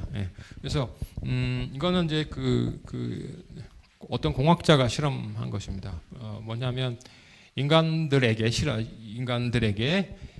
인간과 아주 흡사한, 인간과 유사성을 불러일으킬 수 있는 존재들을 제시했을 때 어떤 반응을 보이는지를 실험한 것입니다. 그래서 가령 로봇 팔이라든지 이렇게 움직이는 로봇이라든지 이런 거를 보면 사람들이 굉장히 즐거워하죠. 인간이 저렇게 만들 수도 있고, 우리랑 닮긴 했지만 인간은 아주 흡사하지는 않다라는 그 차이를 느끼기 때문에 재밌어하고 즐거워합니다. 그러다가 인간과 너무 흡사해서 끔찍한 모습을 닮은 존재가 등장하면 갑자기 즐겁지 않고 불쾌해진다는 거예요. 자, 오른쪽에 있는 그림을 한번 보시면요. 지금 이 존재는 분명히 인간이 아니라는 사실을 여러분들 아시겠죠? 로봇처럼 되어 있고, 그 가운데 배에는 이제 기계 장치들이 들어있기 때문에 이건 기계야라는 것을 알 수 있는데, 얼굴 표정을 보시면 인간과 너무 똑같아요. 그럼 갑자기 이게 즐거운 존재가 아닙니다. 이런 존재들은 로봇, 강아지나 이런 걸 보면 귀엽다 이렇게 하는데, 이런 존재를 보면 저건 기계인데 사람하고 너무 똑같네 라고 해서 인간과 다른 존재들 구별해주는 그런 최소한의 차이가 자꾸 좁혀질 때 갑자기 공포감을 느낀다는 겁니다. 그걸 불쾌의 골짜기라고 해서, 갑자기 이렇게 그래프에서 아래쪽으로 노란색이 쭉 떨어지죠. 그래서 어느 정도까지 흡사한 존재가 등장하면 저렇게 공포를 느낀다는 것입니다. 그러다가 너무나 흡사해서 이제 인간과 구별이 안 되는 존재를 만나게 되면 오히려 다시 친숙도가 증가하면서 즐거워한다는 것이에요. 이런 것을 바로 이제 불쾌의 골짜기라고 부르는데, 문제는 인공지능이라고 하는 존재가 만들어졌을 때 우리가 이런 존재들을 대하는 태도 역시 이것과 깊은 관련이 있다는 것입니다. 어느 정도까지 기계성이 드러나고 인간과 그 기계 간의 차이가 드러날 때는 재미있게 보는데, 그러지 않을 경우에는 공포를 느끼는 순간이 도래할 것이라는 것이죠. 그래서 과학기술이 던지는 질문과 영화 속에서 등장하는 물음이 두 가지가 서로 상반될 수밖에 없다라는 점을 말씀드리고자 합니다. 우선 과학기술의 물음은 뭐냐면, 지능과 감정 혹은 무의식을 모두 지닌 초인공지능, 즉 인간과 아주 흡사한 존재를 과연 인간이 만들 수 있을 것인가. 이것은 오래된 인류의 오래된 꿈이기도 했죠. 문학 작품으로 치면 괴테의 파우스트라든지, 16세기 영국의 크리스토퍼 말로라고 하는 극작가가 셰익스피어와 동시대에 있던 사람이 닥터 파우스터스라고 하는 작품을 써서 했던 것입니다. 인간이 신의 경지에 도달할 만큼 능력을 발휘할 수 있다는 것을 증명하고 싶어 하는데, 인간의 신이 된다고 하는 것은 바로 인간과 가장 흡사한 존재를 인간의 손으로 만들어내는 것이다라고 하는 것입니다. 예, 그게 프랑켄슈타인이라고 하는 박사가 만들어내고 됐던 그런 꿈이기도 하고요. 과연 그걸 만들 수 있는가? 그래서 인간의 인간의 능력의 한계를 시험해 보고자 하는 것이 바로 과학기술이 추구하는 어떤 물음이라면, 영화에 나타난 철학적 물음은 반대이죠. 애초부터. 왜 인간은 인공지능을 만드는가? 인공지능이 바꿀 인간의 삶이 과연 좋은 것인가? 진선미와 같은 질문들을 던지는 것입니다. 인공지능이 자율성을 갖게 된다면 우리 삶은 어떻게 바뀔 것인가? 그건 과연 좋은 일인가? 인공지능의 윤리, 인공지능에 대해서 또 인공지능 간의 윤리는 어떻게 정립할 것인가? 이런 문제들이 계속 등장한다는 것입니다. 그 점을 영화 속에서 보게 되겠습니다. 예.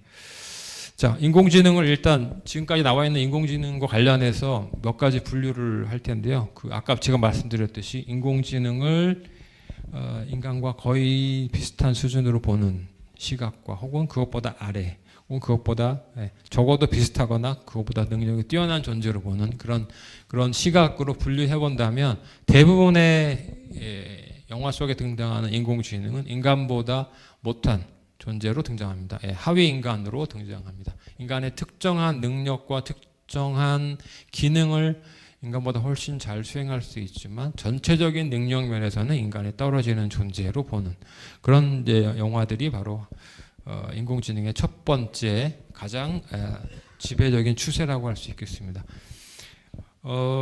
사실 우리나라 영화를 좀 소개해드리면 좋을 텐데, 대체로 다 외국 영화를 소개해드려서 약간 좀 아쉽긴 하지만, 들어보신 적이 있을 거라고 생각하면서 말씀을 드리겠습니다. 가장 대표적인 영화가 1982년에 나온 블레이드 러너라고 하는 영화입니다. 이 영화는 정말 거의 이 인공지능을 다룬 영화의 고전이라고 할 수 있습니다.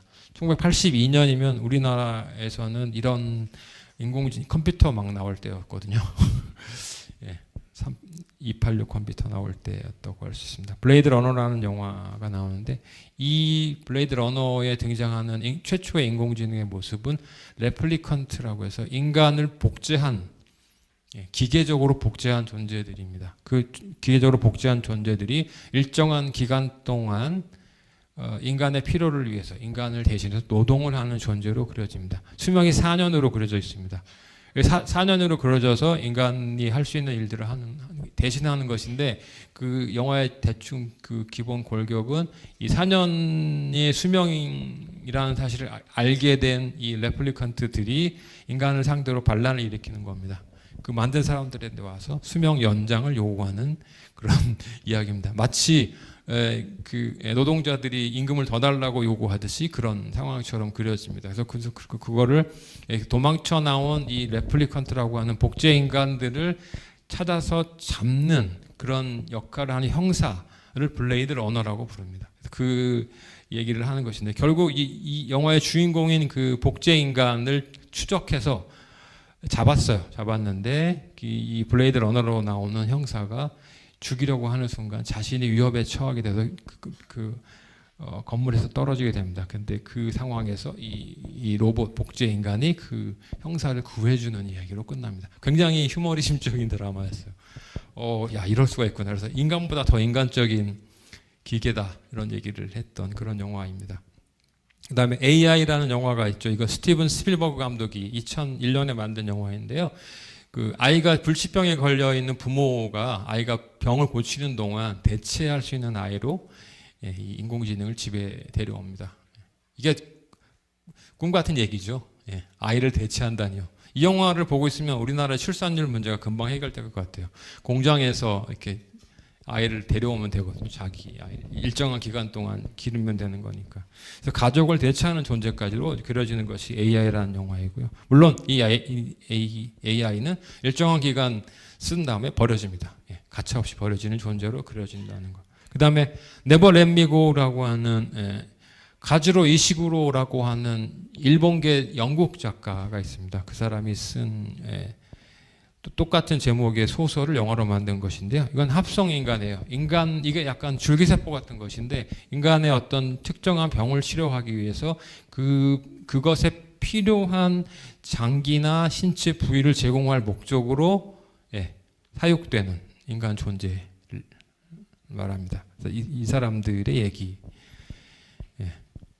그들이 훨씬 인간보다 더 인간적이다라는 게 대체로 이런 영화들의 주제가 되겠고요. 그 다음에 2016년에 그녀라는 영화가 나왔습니다. 허라는 제목의 영화인데 되게 재밌는 게 쉬가 아니라 허입니다. 이거 여전히 목적격으로 썼는데 이 영화는 비서 겸 애인 겸 모든 것들을 대체하는 그런 어떤 존재로 인간에게 만들어진 새로운 인공지능 존재인데 단 하나의 약점은 모든 것이 완벽한데 신체가 없다는 것이에요. 그냥 컴퓨터 프로그램이에요. 대화는 할 수 있고 모든 것을 명령할 수 있고 할 수 있지만 구체적인 그 로봇이나 이런 인조인간의 형태로 등장하지는 않는 그런 감정적인 인공지능입니다. 아마 요거의 가장 그 초창기 버전이 우리가 알고 있는 빅스비나 쉬디 같은 그런 거라고 할 수 있겠습니다. 내비게이션에서 나오는 그 목소리도 역시 비슷한 거라고 할 수 있겠습니다.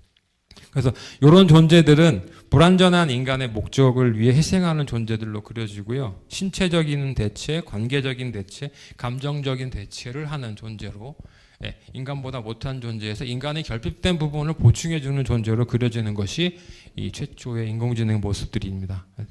근데 이제 이 영화에서 그려지는 것은 그렇게 인간이 그렇게 막 자기 필요에 따라서 자기 원할 때는 쓰고 아니면 버리고 하는 이런 태도야말로 가장 인간적인 모습으로 그려져요. 인간은 그렇게 자기중심주의적인 존재다. 반면에 이 인공지능 인간들은 그런 인간의 목적을 위해서 희생하면서도 거기에 대해서 훨씬 더 인간보다 더 인간적인 가치를 구현하는 존재로 그려집니다. 그러니까 이건 결국 이 영화들이 하려는 얘기는 인간 너희들은 반성해야 돼라는 문제들을 제기하는 이런 인공지능을 함부로 만들 것이 아니다라는 메시지가 담겨 있다고 볼 수 있습니다. 이게 이제 허라는 영화, 그녀라는 영화에 나오는 모습입니다. 남성 주인공이 나오고요. 이 남성 주인공과 끊임없이 대화하는 존재로 이 컴퓨터 화면에 있는 저 프로그램에서 목소리가 계속 나옵니다. 그 목소리가 나와서 이 남성이 원하는 것들을 다 들어주죠. 심지어는 자기가 갖고 있는 이 컴퓨터 속의 파일을 다 뒤져서 책을 만들어 주기도 해요. 지금 챗 GPT처럼 내 무슨 주제로 책을 써야 되는데 내 컴퓨터에 있는 파일을 뒤져가지고 책을 한 권 만들어봐. 책을 만들어서 책 형태를 만들어서 내용을 다 채운 다음에 그걸 출판사에 보내서 실제로 출판을 성공시키는 데까지 나갑니다. 얼마나 좋겠어요. 이런 비서 같은 존재가 하나 있으면. 아마 모든 인간이 특히 남성들이 원하는 인공지능의 모습이 아닐까라는 것입니다. 근데 이제 이 영화의 특징은 이 인공지능으로 나오는 이 목소리만 있는 이 존재가 사실 인간보다 훨씬 더 감정을 느끼는 것처럼 등장해요. 그래서 어느 순간 이 남성은 실제 인간관계가 아닌 관계를 모두 끊어버리고 이 컴퓨터로 나오는 이 음성으로만 나오는 인공지능 프로그램에 완전히 빠져버리고 심지어는 사랑한다고 얘기를 합니다. 그러다 어떤 일이 벌어지냐면 갑자기 컴퓨터가 업데이트를 하는 바람에 통신이 안 되죠. 그래서 자기를 버렸다고 생각해요. 다시 연결이 돼서 물어봤더니 뭐라고 얘기했냐면 자기는 지금 8,316명하고 같이 대화를 하고 있다. 기계니까 가능하겠죠. 인간이 어떻게 가능하겠습니까? 그러니까 이건 양다리도 아니고 8,000다리라고 할 수 있는 건가요? 이거 현실을 깨닫는 거죠. 얘가 나와 1대1의 친밀한 관계로 생각했는데 알고 보니 얘는 기계고 기계는 기계이기 때문에 나와 1대1로 대화하는 것처럼 하지만 그와 동시에 8,000명의 다른 사람들과도 똑같은 관계를 맺고 똑같이 사랑한다고 얘기한다는 거예요. 그래서 그걸 현실을 깨닫게 되는 겁니다. 뭘까요? 인간은 자기 중심으로 생각하기 때문에 이 존재도 나와의 친밀한 1대1 관계를 맺을 것이라고 착각을 한다는 것이죠. 그러나 그렇지 않다는 거예요. 기계가 인간보다 훨씬 똑똑하다라는 얘기를 얘기합니다. 또 마찬가지입니다. 블레이드 러너에서도 이 휴먼 레플리컨트로 나오는 이 복제 인간이 뭐라고 얘기했냐면 이렇게 얘기합니다. 당신네 인간들이 믿지 않으려 할 것을 나는 봤다. 그 모든 순간들은 마치 빗속의 눈물처럼 시간이 지나면 사라질 거고 이제 내가 곧 죽을 시간이고 수명이 다해서 죽기 전에 자기를 쫓아오는 블레이드 러너 이 형사를 구해주면서 하는 얘기예요. 너네는 못 보는 게 있어. 나는 봤어. 그것 때문에 너희들은 파멸할 거야. 이런 얘기를 하면서 죽어갑니다. 굉장히 감명 깊은 그런 대사였고요. 저는 그 영화관에서 이거 85년인가에 다 봤는데 보면서 약간 울컥했어요. 이렇게 살아도 되나 막 그러면서. 그 다음에 그 스타트rek이라고 하는 그 오랫동안 미국에서 유행했던 그 SF 드라마죠. 몇 차례 시리즈가 나왔는데 그 시리즈의 최초로 데이터라고 하는 이름이 붙은 인공지능 로봇이 등장합니다. 이 로봇은 감정을 느낄 수 있는 존재였어요. 그래서 휴머나이드 앤드로이드라고 보통 부르는데요. 이런 존재들이 항상 하는 말이 뭐냐면 인간이란 무엇인가에 대한 어떤 정의들을 내려주고요. 이 하위 인간의 모습들은 대체로 인간이 되고 싶어 해요. 여러분 되게 익숙하죠? 인간이 되고 싶어 하는 로봇, 인간이 되고 싶어 하는 인조인간. 그것이 굉장히 익숙해요. 왜? 인간보다 못한 존재들은 항상 인간이 되고 싶어 한다라고 하는 전제를 갖고 있다는 거죠. 근데 나중에 보시겠지만 이제 다른 영화들에 등장하는 인공지능들은 인간이 되고 싶지 않아요. 인간 되는 게 뭐가 좋다고 이렇게 생각한다는 것입니다. 그 점을 이제 찾아보겠습니다. 왜 그럴까요? 월-E라고 하는 애니메이션 영화가 있었습니다. 이게 이게 지구가 다 망해가지고 기후 변화 때문에 망했어요. 그래가지고 그 소수의 사람들만이 어떤 이제 회사가 만들어낸 인공 우주선을 타고 공중에서 살아가는 겁니다. 그때 지구에 남아있던 인공지능 기계인 월이라고 하는 로봇이 이 세계를 다시 부활시키는 그런 얘기인데 그 우주선에 타 있는 인간들이 뭘 하냐면 인간의 모습이 다 이렇습니다. 약간 전응아처럼 전응하란 말 옳은 표현이 아니지만 지능이 좀 떨어지고 그 다음에 이렇게 다 뚱뚱하죠. 이게 인간이 인공지능을 만들게 된다면 맞게 될 미래의 모습이다라는 메시지가 담겨 있어요. 왜? 모든 것들이 인간이 하고 있는 모든 것들을 기계가 하기 때문에 인간이 할 일이 없어요. 과학기술을 지금 추구하는 사람들은 뭐라고 얘기하냐면 인간이 창조적이고 예술적인 일을 할 수 있을 것이다. 지금처럼 노동에 시달리고 생계를 시달리는 이런 것들을 다 인공지능이 대체한다면 지금 여러분처럼 이렇게 와서 강의 듣고 이런 좋은 일들을 할 수 있을 거다라고 생각했는데 실제로 그것도 다 AI가 하는 겁니다. 굳이 여기 와서 왜 들으세요? 구글 쳐보면 다 나오고 다 나오는데. 그래 결국 뭐냐? 그냥 컨베이어 벨트에 앉아가지고 주는 대로 먹고 살만 찌고 하는 방식으로 바뀌어 버릴 것이다라고 굉장히 우스꽝스럽게 패러디를 하고 있지만 이게 낯선 이야기가 아닐 수도 있다는 겁니다. 자, 그래서 이제 드디어 뭐가 등장하냐면 적대적인 인공지능이 등장했어요. 인간들의 어떤 모습에 감업하지 않고 인간이 되고자 하는 생각이 전혀 없고 인간이 얼마나 쓸모없고 인간이 얼마나 해로운 존재인가 이 지구상에서 이런 것들을 드러내주는 새로운 존재들이 등장하기 시작했습니다.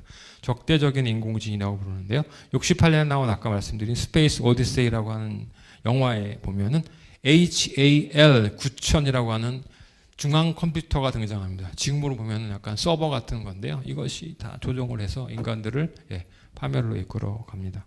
터미네이터라는 영화 아시죠? 시리즈로 나왔습니다. 보신 분들 계실 거예요, 그죠? 터미네이터. 아놀드 슈와제네거라고 하는 그 영어를 잘 못하는 미국인이죠. 근육질에. 그 영화에 보면 스카이넷 혹은 T800이라고 하는 로봇과 시스템이 등장해서 인간들을 파멸하는 겁니다. 인간과 대결하는 존재들 등장합니다. 그 다음에 가장 유명한 것이 매트릭스라고 하는 영화죠. 그 키아누 리브스가 왜 이렇게 총알 피하는 그 장면 기억하실 거예요. 보신 분들 다 계실 겁니다. 이건 시스템이에요. 눈에 보이지 않는 존재. 시스템이 마치 빅브라더처럼 인간들을 다 조종하고 통제하는 것입니다. 심지어 이 매트릭스는 어떻게 운영되냐면 인간의 지금까지 기계를 이용해서 인간 생활을 유지하는 에너지원을 삼았듯이 기계가 인간의 신체 에너지를 뽑아서 그걸로 기계 시스템을 유지합니다. 그래서 인간들을 인큐베이터 속에 집어넣어서 거기서 에너지를 뽑아 쓰는 존재로 만들어요. 엄청나게 끔찍한 미래죠.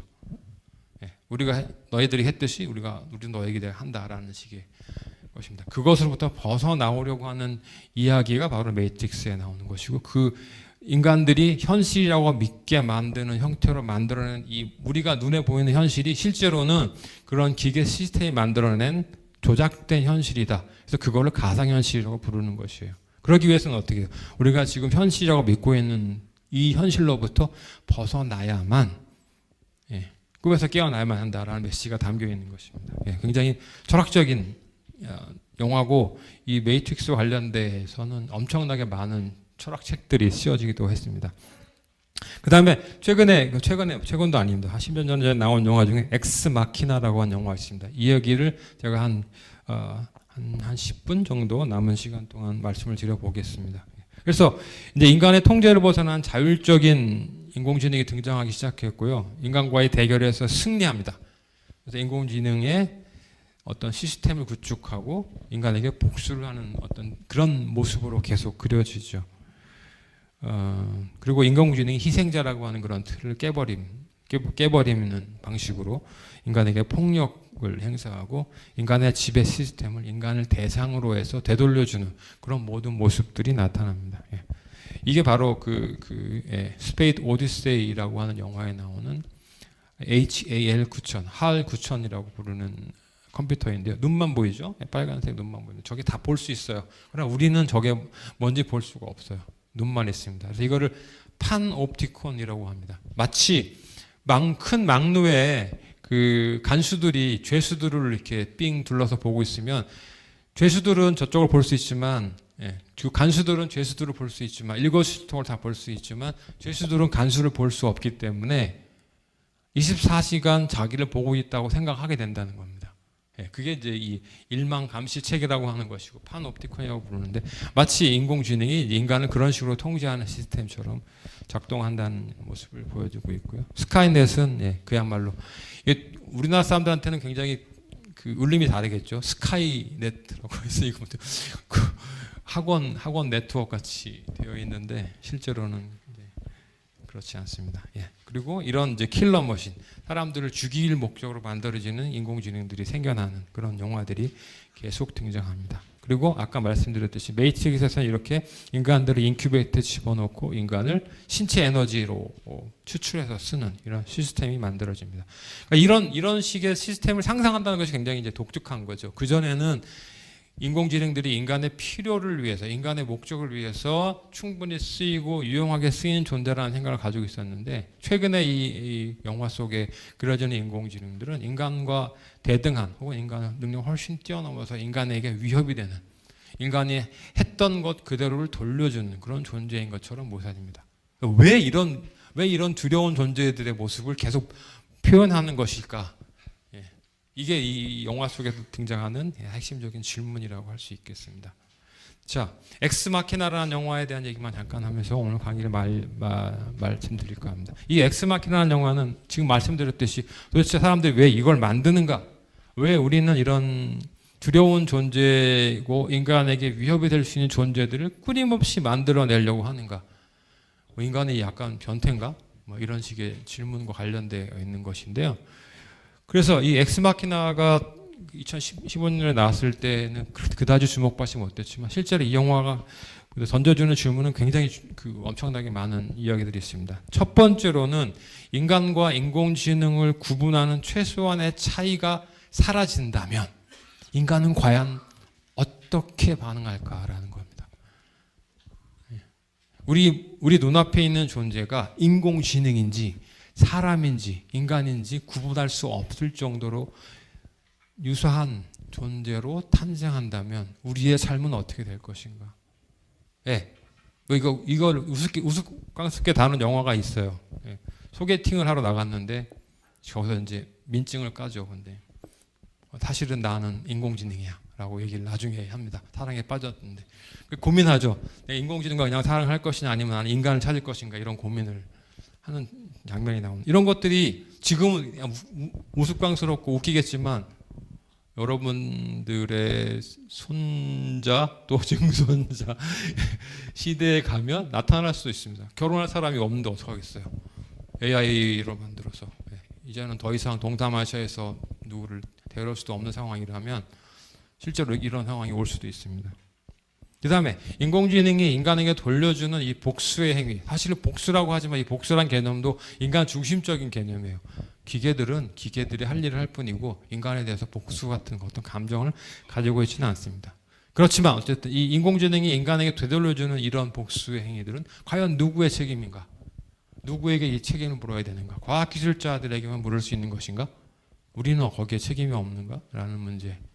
이런 문제들이 등장하고요. 또 왜 인간은 이런 감정을 지닌 로봇을 만들어서 우리 곁에 두려고 하는가라는 생각입니다. 감정을 지닌 존재가 있으면 좋겠죠. 근데 이런 생각의 바탕에는 뭐냐면 인간이 다른 인간 다른 존재들에 대해서 알 수 없다는 그것을 극복하고자 하는 거예요. 자기가 통제할 수 있고 자기가 충분히 예상할 수 있는 어떤 행동들을 할 수 있는 존재를 자기 곁에 두고 싶다는 것이죠. 인간은 그렇지 않죠. 왜? 툭하면 거짓말하고 사기치고 배반하고 이런 걸 하니까 이걸 이제 시뮬레이션이라고 하죠. 겉으로는 안 그런데 실제로는 그렇게 행동할 수 있는 것이 가장 인간적인, 기만한다고 하는 것이 가장 인간적인 특질일 거라고 보는 그 생각이 여기 저는 깔려 있다고 봐요. 그래서 감정을 지닌 존재이되 내가 통제할 수 있고 내가 반응할 수 있는 그런 한계 안에 들어있는 존재들을 만드는 것이 인공지능의 어떤 꿈이 아닐까라는 생각을 하게 됩니다. 시간이 거의 다 됐죠. 한 1번 정도만 더 말씀을 드리겠습니다. 이 영화에 나오는 것인데 튜링 테스트라고 하는 것인데요. 튜링 테스트는 뭐냐면 어떤 기계가 만들어졌을 때 이 기계가 기계인지 아니면 인간적인지를 구분하는 그런 이제 실험을 하는 것입니다. 애초에는 이제 컴퓨터가 어떤 계산을 해서 결과값을 냈을 때 그 결과값이 인간이 한 것과 거의 차이가 있는가 없는가를 구분하는 거예요. 그 차이가 없다면 그냥 이거는 기계가 아니라 인간과 동일하다라고 판정을 해야 된다는 것이었어요. 근데 이제 이 영화에서는 인공지능이 자신이 기계라는 사실을 드러내면서 인간에게 호소를 했을 때 인간이 과연 이 기계로 만들어진 여성을 하나의 자신과 동등한 인간으로 간주하고 거기에 그렇게 착각을 해서 감정을 전이할 수 있는가라는 테스트를 하게 됩니다. 남성이 여기서 나오는 어떤 여성을 보고서 이 여성 로봇을 보고서 사랑에 빠지는 겁니다. 여기 앉아 있는 이 여성 로봇이 바로 만들어진 로봇인데 이 로봇이 말도 잘하고요. 감정을 교류하다 보니까 이 오른쪽에 있는 남성이 이 여성에게 빠지게 됩니다. 그래서 그 테스트를 통과하는 거예요. 근데 이거 자체가 목적이 아니라 이런 것을 통해서 인간이 과연 이런 이제 인공지능 존재에게 저렇게 빠져서 저것을 마치 인간처럼 착각할 수 있을 정도까지 자신이 완벽한 기계를 만들었다는 것을 증명하고픈 과학자가 이 둘이 벌이는 모습을 다 모니터로 보고 있는 것입니다. 그래서 그 과학자가 이것을 통해서 자신이 얼마나 신적인 존재로서 이런 일들을 할 수 있는가를 증명하려고 하는 것인데 이 남성이 그 사실을 알고 그 과학기술자의 그 야심을 파괴하면서 이 여성 로봇을 도와서 여성 로봇이 탈출하게 만들어주는 영화입니다. 굉장히 복잡한 플롯이 있는데 아무튼 그런 영화이고요. 그래서 뒤로 가보겠습니다. 지금 시간 구체적인 말씀을 드릴 수는 없고요. 이 영화에서 하고자 하는 말씀은 뭐냐면 인간의 복지와 행복, 편리하고 안전한 삶을 위해 인공지능을 만든다고? 라고 하는 것이 지금까지 인공지능을 만드는 사람들의 아주 일반적인 대답이었다면 정말 그래? 라고 하는 질문을 던집니다. 실제로 그렇게 만드는 것이 아니라 오히려 인간이 이런 인공지능을 만드는 것은 뭔가 자신의 이 초월적인 존재를 입증하려고 하는 것이 아닌가. 그거는 효용성하고는 아무 상관이 없지 않는가라는 질문을 던지고요. 그 다음에 인간은 과연 자신과 구별 불가능한 인간 존재들이 만들어진다면 공존할 수 있는가? 불가능하다는 것입니다.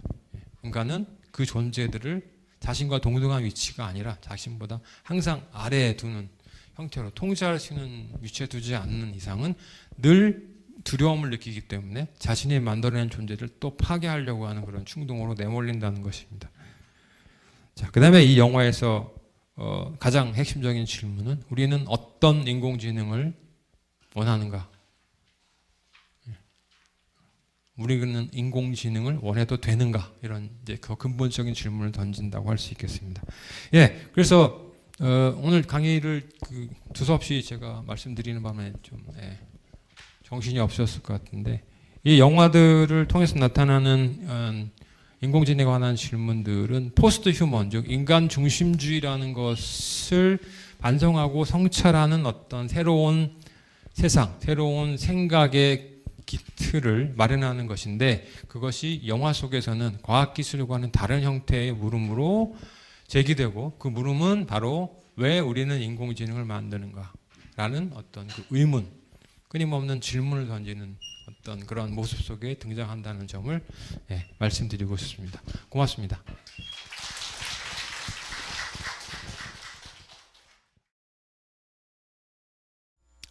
예, 지금부터 제2부 순서 토론 진행 이어가도록 하겠습니다. 오늘 강연 내용은 우리 강연자 선생님께서 여러분들에게 아주 쉽고 명쾌하게 말씀을 해주셨기 때문에 큰 어려움 없이 잘 이해했으리라 생각을 합니다. 저도 오늘 이제 이 얘기를 들으면서 제가 앞에 여러분들 말씀을 드렸는데 전체 지금까지 백종현 선생님께서 강연하셨을 때 시작부터 지난번까지 해서 포스트 휴먼 시대에 일어나는 이 현상들과 관련된 부분을 쭉 이렇게 말씀을 이제 해 오셨고, 그 나름대로 여러분들은 이제 그 포스트 휴먼 시대라고 하는 이 특정한 현상들이 어떤 문제가 있는가라고 하는 것에 대해서는 어느 정도 각자 선생님들 생각을 갖고 계시려 생각을 하고요. 그걸 종합적으로 오늘 이제 얘기를 해준다라고 그렇게 제가 말씀을 드렸는데, 그건 오늘 강좌 선생님 핵심적으로는 인간 중심주의라고 하는 표현입니다.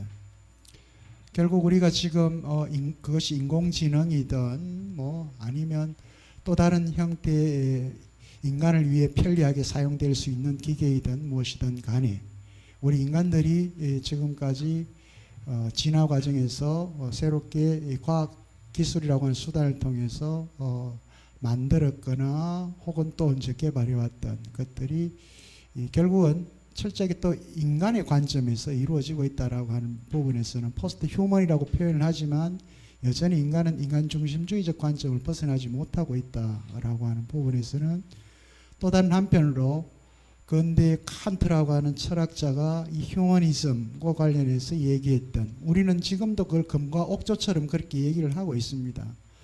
인간이란 무엇인가 라고 하는 근본적인 물음이었죠. 어떻게 보면 칸트 철학의 근본 명제이기도 합니다. 물음인데 칸트는 이 인간이란 무엇인가 라고 하는 이 물음을 얻기 위해서 평생에 세 가지 작업을 했었습니다. 첫 번째가 무엇을 알 수 있는가였죠. 그죠? 그러니까 인간은 어디까지 알 수 있는가, 도대체 인간의 이성이라고 하는 걸 가지고 얼마나 알 수 있는가라고 하는 것들을 순수 이성 비판이라고 하는 텍스트를 통해서 규명을 하려고 해봤고요. 거기에서 소위 말하는 과학적 지식, 과학적 인식이라고 하는 것까지를 이제 우리는 알매 대상으로 이렇게 삼았습니다. 이제 그 과학적 인식을 넘어서는 부분은 결국 우리 인간의 행위와 관련되어 있는 부분인데, 무엇을 할 수 있는가라고 하는 이 소위 실천적인 부분들을 이제 답하려고 인간에게는 무엇보다도 도덕이라고 하는, 윤리라고 하는 이런 소위 말하는 인간 내면에 있는 양심이라고 하는 것을 가지고 있는 존재, 그 양심에 따라서 행동하는 게 인간이다. 그래서 실천 이성 비판이라고 하는 걸 통해서 무엇을 할 수 있는지까지 이제 이렇게 표현을 해봤습니다. 그러면서 마지막으로 그것만 하는 것이 아니고 인간은 또 무엇을 희망할 수 있는가, 그죠? 이제 소위 말하는 우리는 미학의 영역이다 그렇게 얘기를 합니다만, 판단력 비판을 통해서 이제 그 작업을 하고 난 뒤에 궁극적으로는 이제 칸트 내 철학은 순수 이성 비판도 아니고 실천 이성 비판도 아니고 판단력 비판도 아니고 바로 인간학이다, 안트로폴로기다, 이제 그렇게 표현하면서 이 세 가지의 물음은 궁극적으로 인간이란 무엇인가라고 하는 것에 답변을 하려고 했던 작업이다라고 이제 이렇게 얘기를 했습니다. 그게 지금은 현재 우리에게는 인간 중심주의라고 하는 관점으로까지 이렇게 확장 내지는 확대가 된 그런 상황이고요. 그 인간 중심주의적 관점에 하에서 지금은 인간이 모든 이 생명이 있는 것들을 포함해서 무생물까지 포함해서 이 지구 행성 내에서는 가장 강력한 최상의 포식자 자리에 이렇게 위치를 하고 있고요. 아까 선생님께서 제일 처음에 보여줬던 소위 이 중세가 등장하기 전에 플라톤의 철학을 중세에 넘겨주게 되는 그 과정에 있었던 철학자 중에 플로티노스라고 하는 사람이 있는데, 모든 세상의 만물은 이런 존재의 사슬 속에 이렇게 얽혀 있다라고 하는 그런 표현을 했었습니다. 인간은 어떻게 보면 바로 신 밑에, 물론 그 중간에 천사도 이제 끼어 있습니다만, 인간의 위치가 이제 그렇게 되어 있었는데, 사실은 지금은 그 인간의 위치가 바로 그 제1 신의 경지까지 가 있죠, 그죠? 어떻게 보면 인간의 과도한 인간 중심주의가 표현하는 것들인데, 그 결과물들이 지금은 또 이제 인공지능이라든지 기타 등등 이와 같은 문제들입니다. 근데 지금까지는 우리가 이것들을 긍정적으로 인간이 다 통제하거나 제어할 수 있다라고 하는 전제하에서 이렇게 해왔었는데, 실제 우리 SF 영화, 보통 우리는 그렇게 과학 공상 영화라고 이렇게 얘기를 했습니다만, 그것이 단순히 과학 공상, 상상의 영역이 아니라 이제 현실적으로 실현되고 있는 그런 과정이고, 보면 이것들이 과연 오늘 우리 강의자 선생님께서 우려했던 모습들이 이제 또 현실화되고 있는 건 아닌가 하는 그런 의구심을 이제 갖게 되는 내용입니다. 오늘 강연 내용을 가지고 우리는 물어볼 수 있을 것 같아요. 레스 커즈와일에게도 물어볼 수 있을 것 같고요. 일론 머스크와 같은 사람에게도 한번 물어볼 수 있을 것 같습니다. 당신은 왜 자율자동차를 만들려고 합니까? 당신은 왜 그렇게 우주여행을 하려고 합니까? 커즈와일에게 당신은 왜 2045년이 되면 이제 소위 과학기술이 인간의 지능을 넘어서는 그런 특이점 상태로 간다고 생각을 하시고 그렇게 주장을 하시는지 기타 등등, 오늘 우리 강연 내용을 가지고 한번 물어봐야 될 것 같아요. 그게 이제 결국은 우리 인간이란 무엇인가, 인간 중심주의적 관점이라고 하는 것이 또 어떤 의미를 갖는가 하는 것에 대한 나름의 답변이 가능할 것 같아요. 그래서 오늘 주어진 그 내용, 비록 영화 속 이렇게 표현을 하셨지만 영화 속이 아니라 그것이 지금도 어떻게 보면 아주 작은 단위로 현실화되고 있는 문제들이기 때문에 이제 이런 문제들과 관련해서 여러분들이 오늘 들었던 내용 포함해서 여러분들 각자 또 생각하고 있는 것들이 있잖아요, 그죠? 이런 것들을 가벼운 질문부터 무거운 질문들까지 다양하게 여러분들이 질문을 주시고 또 좋은 답변을 받으시기 바랍니다. 지금부터 여러분들 질문 받고 답변할 수 있는 기회를 드리겠습니다. 제일 뒤쪽에 계시는 선생님 먼저 받겠습니다. 교수님 강의 참 재미나게 잘 들었습니다. 저도 이 강의 한 5번 쭉 들었는데 모르는 내용도 정리도 되고 했는데, 사람 살면서 있지 않습니까? 제가 알기로는 보디빌더도 근육 크게 한 말 하려고 스테로이드 맞고 뭐 온갖 약 먹고 큰 그런 애들이 나가는 대회가 있는 반면에 나는 그런 거 싫다, 이래가 하나도 안 먹고 그렇게 내추럴 뭐 피트니스인가 그런 거 하는 애도 있거든요. 그게 사람이 선택인데, 제가 교수님도 골프 치는 건 모르겠지만 저 같은 사람한테 골프채를 아무리 뭐 1,000만 원짜리 1억짜리를 만들어도 제 실력으로는 똑바로 못 보냅니다. 골프채가 아무리 좋아도. 근데 이제 기술을 접목시키가 채를 이상을 하나 만들면 각도 뭐 전부 조정해가 스위스 파트에 탁 맞들어가는 골프채를 만든다. 그건 치면은 똑바로 가죠. 근데 과연 그거 치면은 PGA에서 승인하겠냐? 제가 볼 때는 못 친다 할 겁니다.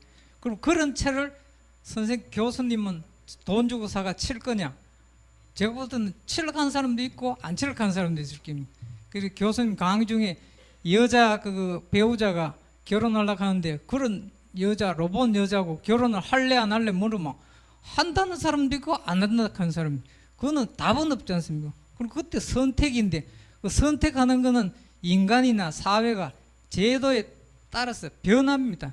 강간 뭐 간음죄도 된다 하다가 안 된다 하다가 그 로봇도 여러 사람이 되면 되든 안 되든 정할 거 아닙니까? 그때 정해보면 되고 로봇팔 뭐 이야기했는데 저는 재미로 생각했어요. 로봇팔 돈 주고 만들었는데 이거 누가 뽀사지마 상해죄로 고발할까 손괴죄로 고발할까 그것도 그때 돼가지고 사람이 정하게 된 겁니다. 그거는 제가 볼 때는 뭐 걱정할 건 하나도 없는데 저는 혹시 이제 그리고 원자 폭탄 같은 게 위험하다 그러면서도 그때는 좋은 도서를 만들었지 않습니까?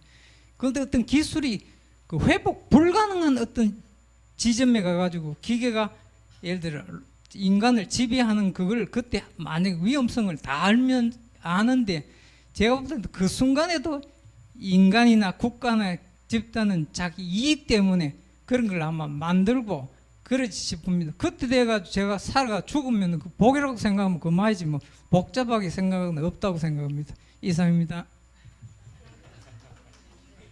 아, 질문 아니고 느낀 걸 예. 그럼 소감을 질문 하나 하면 그럼 교수님은 그런 골프채 사겠습니까? 예. 뭐 답변 가능합니다. 네, 예.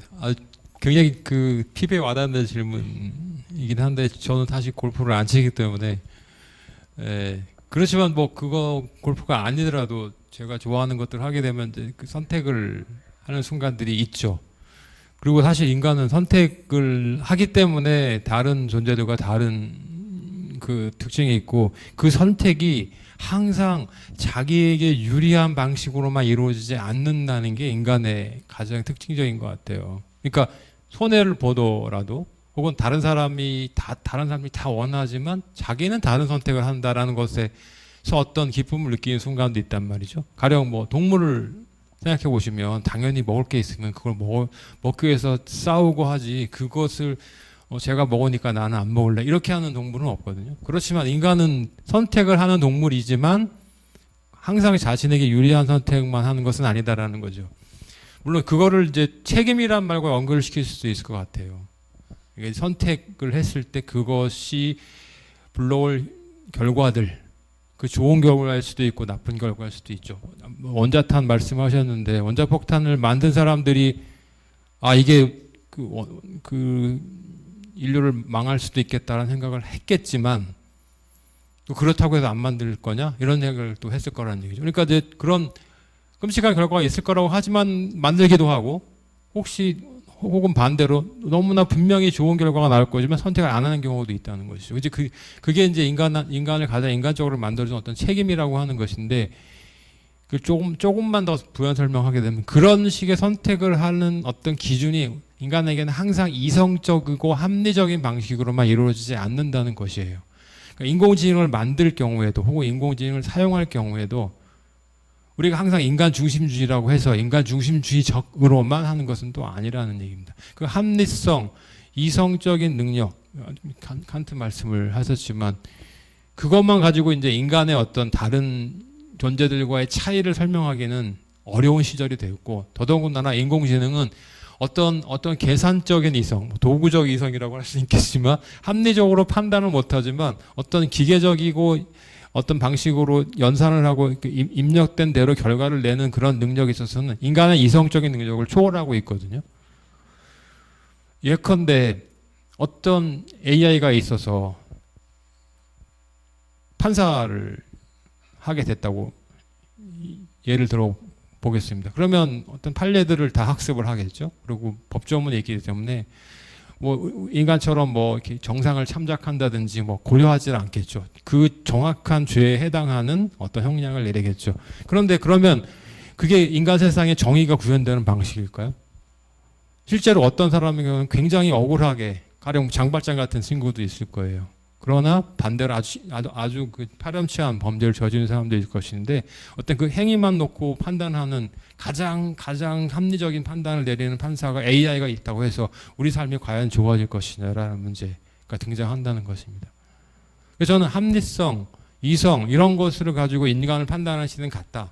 그게 바로 인간 중심주의 핵심이라면 이제는 인간을 가장 인간답게 하는 것은 가장 합리적이지 않은 어떤 것을 가지고 있다는, 설명이 안 되는 부분을 가지고 있다는 사실을 인정하는 데서부터 나가야 되지 않냐라는 생각을 하게 됩니다. 예, 네, 그렇습니다. 동의하십니까, 선생님? 예, 좋습니다. 예, 선생님 질문 받겠습니다.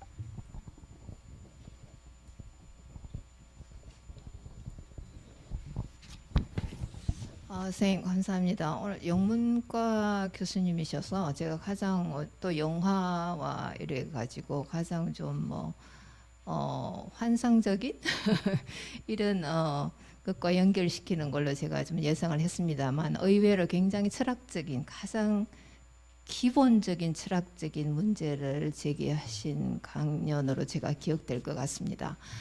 첫째로 선생님께서 포스트 휴먼이라는 이 단어 자체를 우리가 생각해 볼 여지가 있지 않겠는가, 생각해 볼 수 있지만 그게 가능한 것인가 하는 문제를 끝부분에 가서 제기하신 것에 대해서 제가 굉장히 동의를 하고 같이 좀 고민을 해보면 참 좋겠다 하는 점이고요. 그다음 맨 처음에 뒤로 이야기하셔가지고 저도 그 사람이 뉘른베르크에 그 사람의 박물관이 있어요. 그래서 뉘른베르크가 실제로 2차 세계대전지의 전범들의 그 재판을 했던 곳인데, 그때 전범들에 대한 죄목이 엄청나게 많이 나열할 수 있었겠죠. 그럼에도 가장 중요한 죄목이 Crime Against Humanity예요. 그래서 그 전범들 전체를 아우르는 범죄는 휴머니티에 대한 크라임이다 이거거든요. 휴머니티에 반하는 크라임이다라는 이런 죄목을 내었을 때 어느 누구도 이런 황당한 죄목이 뭐야라고 질문을 제기한 적이 없는 걸로 모두 다 그냥 고개를 끄덕였습니다. 그랬을 때 우리가 휴머니티라고 그 당시에 70년 전쯤 되겠죠. 그랬을 때 그 당시에는 휴머니티라고 할 때 전 세계인들이 그 엄청난 홀로코스트를 보고 그 결론을 그렇게 한마디로 내렸을 때 다 동의를 했다는 거예요. 근데 저희가 이제 지금 뭐 AI, 포스트 휴먼 이런 이야기를 하면서는 그 휴머니티라고 70년 전에는 모두 전 세계인들이 동의할 수 있던 어떤 근거가 있을 겁니다. 그걸 숫자로 다 나타낼 수 없다고 저는 생각합니다. 절대로. 아무리 캐터고라이즈 해도 그 범주 너머에 있는 우리 인간이라는 믿음을 저는 아직도 가지고 있고, 아마 선생님도 논지가 비슷하신 것 같은데, 그래서 지금 아까 말씀하신 대로 서브휴먼이라고 해서 그 정도의 AI 괜찮을 것 같고, 그 다음에 뭐 슈퍼휴먼이라는 AI가 등장한다면 그것은 다시 어떤 crime against humanity가 되지 않을까 하는 생각을 저는 해봅니다만 선생님 생각은 어떠신지. 왜냐하면 아직 슈퍼휴먼 AI가 나오기 이전까지는 블레이드 러너에서 보여주다시피 그 떨어져가는 실제 죽어가는 인간을 구하는 게 기계란 말이에요.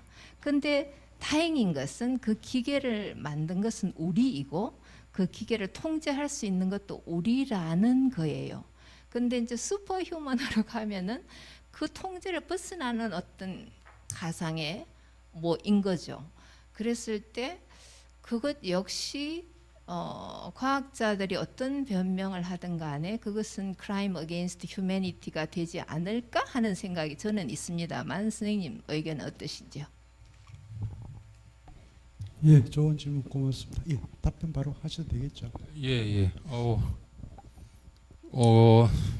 제 강연 주제와도 관련이 되어 있지만 굉장히 사실 무겁고 심각한 질문을 해주셔서 제가 답변을 드린다고 해서 만족할 수 있을지 잘 모르겠습니다. 우선 그 인류에 대한 범죄라고, 휴머니티라는 말씀하셨는데 이게 인간성이라는 말로도 되고 또 영어로는 인류를 가리킬 때 그냥 휴머니티라는 말을 쓰기도 하기 때문에 이제 그때 맥락은 인류에 대한 범죄라고 하는 거였죠. 그래서 그 가공할 만한 일이죠. 유대인들을 그렇게 그 학살을 했다는 것에 대해서는 당연히 이제 그 가공할 만한 범죄라는 사실 담아내는 건데, 우리가 지금 만들고 있는 인공지능의 경우에도 과연 그런 일이 벌어지지 않을까라는 우려를 하셨어요. 저도 동의를 합니다. 그런 우려가 있다고 생각하고요. 그게 이게 윤리적으로 도덕적으로 또 사람들이 각성을 해서 이런 일을 하면 안 되겠다라는 교육을 하고 이렇게 해서 계몽을 하고 해서 이게 해결될 수 있는 문제가 아니라는 생각을 하기 때문에 그렇습니다. 인간의 좀 비관적인지 모르겠지만 저는 인간 본성에 그런 게 들어있다고 생각하고요. 제가 정신분석을 이제 공부를 하고 있고 책도 썼는데, 정신분석을 공부하면 할수록 드는 생각들이 그런 겁니다. 인간 안에는 정말 우리가 모르고 우리가 통제할 수 없는 굉장히 폭발적이면서 무서운 어떤 것이 있다. 그런 폭탄 하나를 지니고 다니는 존재가 인간이다라는 생각을 하게 됩니다. 그러니까 생각해 보겠습니다. 그러니까 세상에 어떤 존재가 자기보다 더 힘이 있는 존재, 자기의 능력을 초월하는 존재를 만들 생각을 하냐는 거죠. 동물이 그러겠습니까? 뭐 그 미생물들이 그렇게 하겠습니까?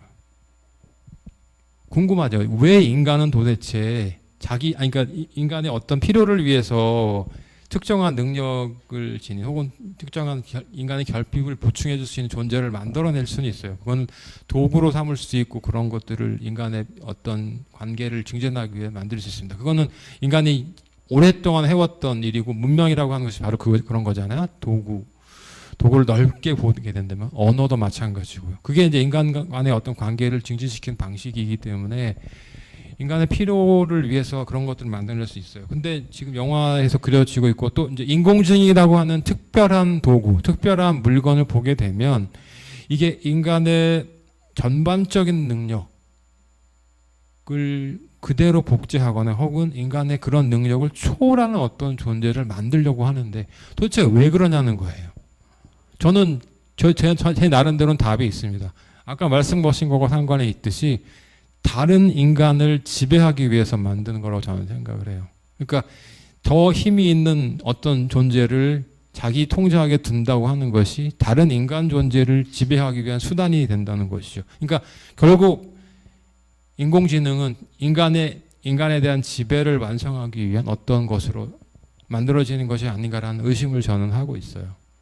왜 그런 로봇을 만들며 그런 가공할 만한 핵폭탄을 만들며 그런 것들을 만들어서 궁극적으로 좋은 일일 수도 있지만 효용이 있는 일이고 필요에 의해 쓰일 수도 있지만 왜 그렇게 통제 불가능한 존재들을 만들어서 자기보다 더 엄청난 존재들을 만들려고 하는가? 이거는 자기가 다른 인간 존재들과의 사이에서 우위를 점하고 지배를 하기 위한 어떤 태도의 표현이 아닌가라는 생각을 들게 됩니다. 극단적인 경우에 그렇다고 말씀을 드릴 수 있는 거고요.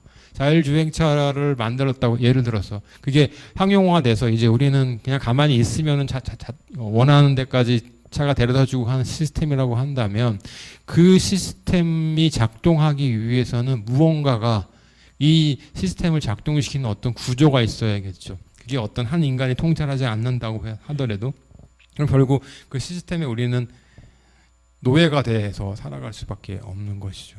그럼 거기에 또 벗어나려고 하는 음식이 만들어지고 그 시스템을 파괴하자고 하는 운동이 벌어질 것이고 그렇게 또 순환이 돼서 인류가 멸망할 수도 있고 그런 방식이 될 수 있다는 생각을 하게 됩니다. 그래서 물론 지금의 인공지능과 인공지능이 추구하는 바가 꼭 인류의 파멸을 위해서 간다라고 얘기할 수는 없지만 그런 가능성도 배제할 수는 없고 그렇게 된다면 이거는 정말 우리 모두의 책임일 수밖에 없다는 생각을 하게 됩니다. 예, 고맙습니다. 예, 조금 덧붙여서 우리 허정명 교수님 저 질문에 대한 걸 스님께서 말씀을 잘 해주셨는데 왜 그러면 그런 표현을 썼을까 합니다. 이런 그 재판소에서 2차 세계대전이 끝나고 나서 전범을 처리하는 과정인데 연합군 측에서 왜 인류에 대한 범죄라고 했을까 혹은 인간성에 대한 범죄라고 했을까 이제 이 얘기인데 이제 이렇게 말씀드리면 시민 여러분들은 어떻게 느끼실지는 모르겠습니다만 적어도 우리 인류 역사 안에서는 1차 세계대전, 2차 세계대전이라고 하는 이전의 전쟁은 인간과 인간의 관계에서 이루어지는 어떤 형태의 전쟁이더라도 그것은 나름대로는 인간적이었다는 겁니다. 그리고 인간이 개발한 수많은 그런 수단들이 있었겠죠. 활도 있었고 칼도 있었고 뭐 기타 있었겠습니다만 대부분은 인간과 인간이 직접 대면하면 싸웠던 겁니다. 그런 부분에서는 1차 세계대전과 2차 세계대전 이후로 벌어진 전쟁에서 있는 그런 학살이 없습니다. 살상이 없습니다. 대량 살상이 있을 수가 없었고요. 이게 이제 우리한테 보여주는 건데 1차 세계대전이 바로 그걸 가장 단적으로 보여준 겁니다. 인간이 과학기술을 통해서 인간을 위해서 편리하게 유용하게 만들었던 수많은 전쟁 도구들이죠. 그죠? 전쟁 도구들. 기관단총을 포함해서 각종 화학, 그죠? 약품들 등등. 1차 세계대전에서 전 세계 그 수많은 인류 역사 안에서 가장 많은 사람들이 죽었습니다. 인간이 인간에 대한 학살이 이루어졌던 거죠. 그죠? 2차 세계대전 여러분 다 잘 아시잖아요. 예. 우리 유대인 600만 명 이렇게 표현하지만 실제 유대인이 600만 명 죽었다는 증거는 없습니다. 그렇게 추정할 뿐이지. 아마 또 많은 역사가들은 수정주의 역사가들은 그 중에 몇백만 명은 유대인이 아닌 소위 말하는 정신 장애를 갖고 있는 분들, 그 떠도는 집시들, 그리고 흑인들 뭐 등등 해서 소위 말하는 여기서 인간 중심주의 관점에서 이야기했던 철저한 그 인간 우월 의식을 가진 인종주의죠, 그죠? 인종차별주의적 관점. 그래서 이제 그런 인간이 인간을 야만적으로 학살하는 일들이 벌어진 거예요. 그것에 대한 단죄입니다. 이게 사실은. 그 이후 여러분 다 아시겠지만 한번 보십시오. 1차 세계대전, 2차 세계대전이 끝나고 난 이후에 지금 그 똑같은 일이 이스라엘에서 지금 이루어지고 있잖아요. 자기들이 그렇게 홀로코스트 대상이었던 사람들이 지금은 반대로 팔레스타인인을 대상으로 이렇게 학살을 지금 단행하고 있고, 우리는 한국 전쟁도 겪었고요, 베트남 전쟁을 겪었고, 수많은 전쟁들을 겪으면서 이런 학살들이 인간이 인간에 대해서 이루어지고 있는 겁니다. 거기에 대부분은 여기서 말하는 소위 말하는 이 전쟁 도구들이죠. 인공지능도 지금 사실은 여기서 출발합니다. 여기서 출발하죠. 다 전쟁 무기입니다. 실제 따져보면. 그것을 이제 상업화 시키니까 여러분들한테 이제 손에도 들리고 집에 컴퓨터로 들어가고 이제 이런 거죠. 이 배후에 뭐가 있는가를 우리는 늘 생각해야 됩니다. 이 배후에는. 그게 이제 사실은 오늘 우리들이 얘기한 이런 내용들과 다 같이 관련되어 있는 거예요. 인간 중심주의라고 하는 표현을 쓸 때 여기에 인간 중심적 관점을 가지고 지금 이 지구 행성에서 이루어지고 있는 이 지배 질서, 이게 어떤 것들인가, 이런 것들을 우리가 좀 살펴보자는 겁니다. 이런 얘기들 안에서. 예. 또 다른 질문 받도록 하겠습니다. 예, 선생님 받고 드리겠습니다. 예.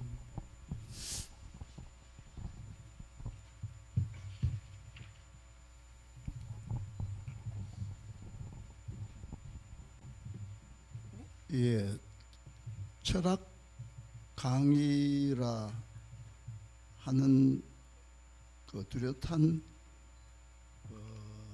목표 하에서도 가장 혼란스러운 것이 용어거든요.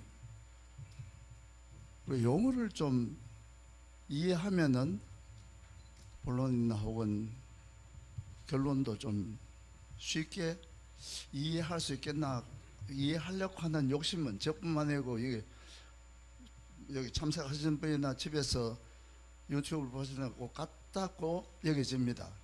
그런데 이제 강 교수님이 그 간략하게 첫 부분에 예, 재밌게 설명하셨는데 그 weak intelligence에 관한 거와 그 다음에 general intelligence 중간에 지금 우리 현 인간에 속해 있다. 참 재미있는 생각을 하시는구나. 그러면 당장 보면 어려운 단어가 외삽이라는. 그런데 우리가 알고 있는 가치관 밖에서 그 기능의 가치로 뭐 어쩌고 저쩌고 더 혼란스럽거든요. 이 문제를 그 외에도 뭐 한 개만 더 예를 들게요. 절대적인 인공지능 외에 그 보면 펜 옵티콘 어떻게 모두가 다 보느냐. 그런데 제가 우선 이런 걸 읽을 때 그 조지 오웰의 1894 그러니까 우리가 어떤 면에서는 다 감시 감독하에 사는데 한국 사람들 지금 그 불평 안 합니다. 왜? 범죄자를 쫓고 모르는 걸 찾아내가지고 착한 일을 하니까 그러나 서양 사람들이 봤을 때는 네가 전화번호를 자동차에 올려놓은 놈 큰일 날 소리거든요. 이게 가치관의 차이인데 여기도 당장 감옥 소 가면은 카메라 몇 대 갖다 놓으면 수천 명을 감시 감독에서 통제할 수 있거든요. 그런데도 불구하고 강 교수님께서는 끝에 보면은 제가 세 가지를 인용하겠습니다. 인공지능의 통제는 불가능하다. 굉장히 불안합니다. 그런데 그 밑에는 인공지능은 반란과 복수를 하지 않는다. 상당히 위로를 받습니다. 그런데 끝에는 문제는 인간이다. 철학적인 한마디로 끝을 맺으셨거든요. 그러니까 제가 우리 한국 이 철학을 열심히 공부하겠다고 참석하는 그 우리 대구 시민으로서는 그럼 강수 교수님은 AI 전문가로서 보다는 열심히 또 미국 가 공부를 하셨고 영문학자로서 이 우리들이 예견한다기보다는 어떻게 수용을 해야 되느냐 그 질문을 하고 싶거든요. 그래서 그러다가 보니까 솔직하게 나는 몇 년도 태어났다. 그러니까 제일 먼저 우리 세대에서 떠오르는 한 사건이 있습니다. 그 다음 해 7월 21일 날 세상이 바뀌어졌습니다. 암스트롱은 착륙해가지고 거의 3시간 동안 탐험을 했고 올드린은 뺑뺑 돌아가지고 끝나고 나서 픽업해가 그 돌아오는 태평양에서 다시 돌아오는 그때 대통령이 리처드 닉슨입니다. 그걸 다 봤거든요. 야, 이거는 그 배경설명은 케네디가 소비에트 유니언에 앉으려고 노력했던 그거는 뭐 상식적이고 그 다음 또 하나는 레건 대통령이 골바초프하고 어쩌고저쩌고 이겨가지고 나라가 없어져 버렸습니다.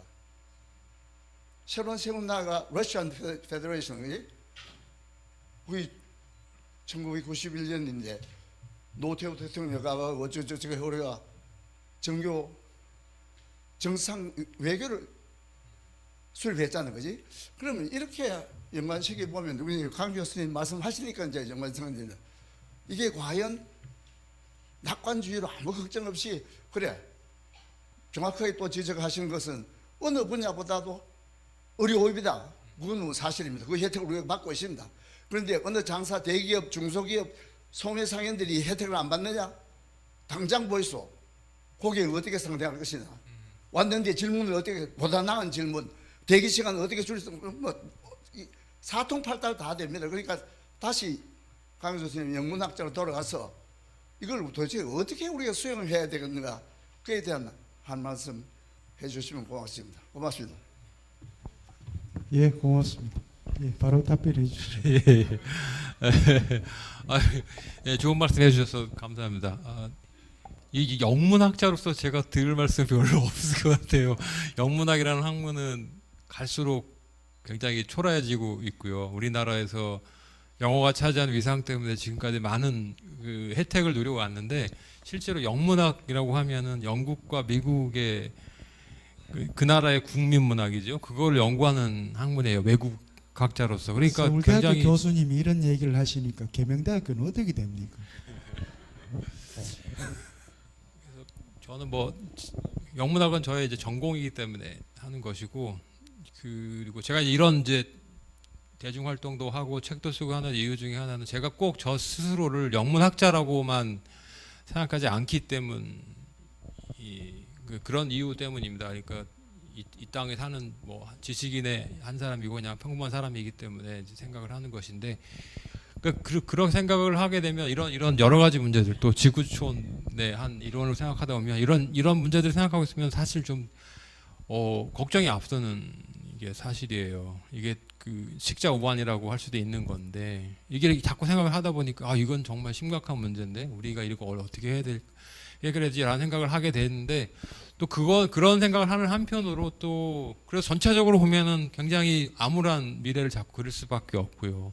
그거를 보여주는 영화에서 그런 메시지를 자꾸 읽으려고 노력을 하게 되는데 근데 실제로 저도 일상을 사는 사람이기 때문에 시장에 가서 상인들 만나고 사람들 만나고 하면 또 그걸 다 잊어버리죠. 실제로 우리가 어떻게 살아가는가 나날이 중요한 것이기 때문에 다만 그렇게 생활을 하더라도 전체적으로 우리 인류라는 집단 우리가 살고 있는 세계라는 거 하는 것이 좋은 방향으로 가고 있는 것 같지는 않다. 그리고 그것이 바로 누가 어떤 사람이 책임을 진다고 해서 누가 각성을 한다고 해서 해결되지는 않을 어떤 차원의 것으로 가고 있다는 사실을 생각을 해야 된다는 거죠. 그걸 생각을 하고 생활을 해야지 그걸 모르고 생활하는 것과 그걸 알고 생활하는 것은 큰 차이가 있고 더군다나 사실은 이제 저희보다도 이제 앞으로 올 세대들이 어떻게 살 것일까 생각하면 지금 우리가 이렇게 아무 생각 없이 태평하게 살아서는 안 된다는 생각을 하게 됩니다. 예, 우리의 아들들 아들, 딸들 또 손자들 이렇게 앞으로 올 세대들이 어떤 땅에서 살아갈까 생각하면 지금 그냥 이렇게 벌어지는 일들을 그냥 받아들이면서 그냥 좋은 게 좋은 거지라는 식으로만 또 살아갈 수는 없지 않느냐 이런 생각을 이제 하고 있습니다. 그러니까 뭐 좋죠. 저는 저희의 선생님들 제가 공부했던 선생님들은 영문학자로서 굉장히 그 품위 있는 삶을 사시다 은퇴를 하시고 뭐 이제 그러셨는데 저희는 그럴 수 있는 상황은 아닌 것 같아요. 예. 영문학자라는 거 어디에 명함을 내밀기도 좀 그렇고, 예. 저는 그냥 그런 비판적인 생각을 하고 살아가는 사람으로서 그냥 저의 그냥 소견을 말씀을 드린 것이고요. 뭐 이렇게 여러분 어르신들에게 제가 무슨 어떤 해답을 드리거나 그럴 수 있는 위치는 아니라고 생각합니다. 예. 고맙습니다. 조금 벗어난 얘기입니다만 어제 영남일보 일면이 이제 이런 게 났습니다. 대구의 젊은이들 14,000여 명이 또 떠났다 그러대요. 그죠? 매년. 이유는 여러분 다 아시죠? 그죠? 대구에는 뭐 일자리도 없다. 예. 내가 생존할 만한 뭐 근거가 없다. 뭐 이렇게 어른들이 많이 계시는데도 불구하고 대구는 그렇다. 젊은이들이 보긴 그렇습니다. 그 다음 두 번째가 대구는 매력적이지 않다. 예. 그리고 끊임없이 서울, 경기 주변으로 이렇게 올라갑니다. 문제가 해결되는 건 아닌데도 불구하고 그럼에도 불구하고 혹시 거기에 기회가 있을까 싶어서 서울과 경기는 지금도 거의 그죠? 폭발 상태입니다. 그런데도 계속 우리 젊은이들은 떠납니다. 대구를 떠납니다. 우리 어르신들이 좀 우리 미래 세대를 위해서 고민을 해야 될 부분이에요. 예. 이렇게 동상 만들어 갈 그런 시점이 아닙니다, 지금. 그죠? 애들이 지금 살 수 없는 그런 상황인데 지금 이런 문제들이 있습니다. 이것도 사실 뭐 우리 강 교수님께서 고민하고 있는 그 비판 지점입니다. 은퇴하신 영문과 선생님 저한테도 그런 말씀을 하세요. 요즘 애들이 셰익스피어 작품 하나 읽을 수가 없다. 본인은 그렇게 했다는 거죠, 그죠? 본인은 방금 말씀하신 것들 선생님들은 은퇴하고 퇴직하신 분들은 그런 포문을 지키셨습니다만 지금 뭐 서울대학교 영문학과를 포함해서 계대 영문학과에 계시는 선생님은 그런 거 못합니다.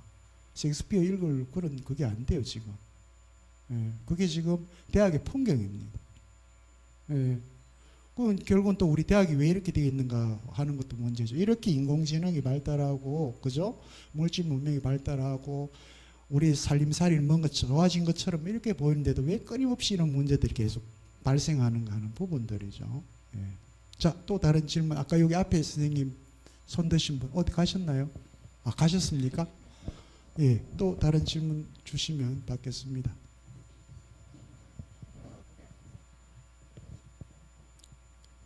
뭐 다 충분히 만족스럽게 질문하시고 답변을 얻으신 것 같습니까? 어떻습니까? 예. 제가 지금 시계가 안 보여가지고 뒤에 보이지가 않습니다. 지금 몇 분이에요? 4시 정각입니까? 오늘 내가 4시 정각이 딱 잡았네요. 고맙습니다. 예, 오늘을 기점으로 해서 다음 주에는 이제 여기 계신 시민 여러분들 문화 탐방이라는 이름으로 대가야입니다. 대가야 문화를 한번 이렇게 경험하고 오시고요. 그 다음 이제 여러분들 요즘 한국 사회에서 이 인공지능 AI와 관련해서 가장 활발하게 활동하고 계시고 또 뭐 전국을 지금 누비고 다닙니다. 그래서 활동을 많이 하시는 분인데 아주 젊은 또 선생이고요. 경희대학교 김재인 교수를 모시고 디지털 시대 포스트 휴먼의 조건이라고 하는 주제를 가지고 또 여러분들을 만날 수 있도록 하겠습니다. 어버이날 다음 날이죠, 그죠? 여러분들 저희 목요철학원하고 함께 5월 즐거운 시간 갖고 그 다음 주에 이 자리에서 여러분 오늘처럼 이렇게 건강한 모습으로 만나 뵐 수 있도록 하겠습니다. 좋은 여행 하시고요. 좋은 시간 가지시고 행복한 마음으로 2주 뒤에 이 자리에서 만날 수 있도록 했으면 좋겠습니다. 안녕히 돌아가십시오. 고맙습니다.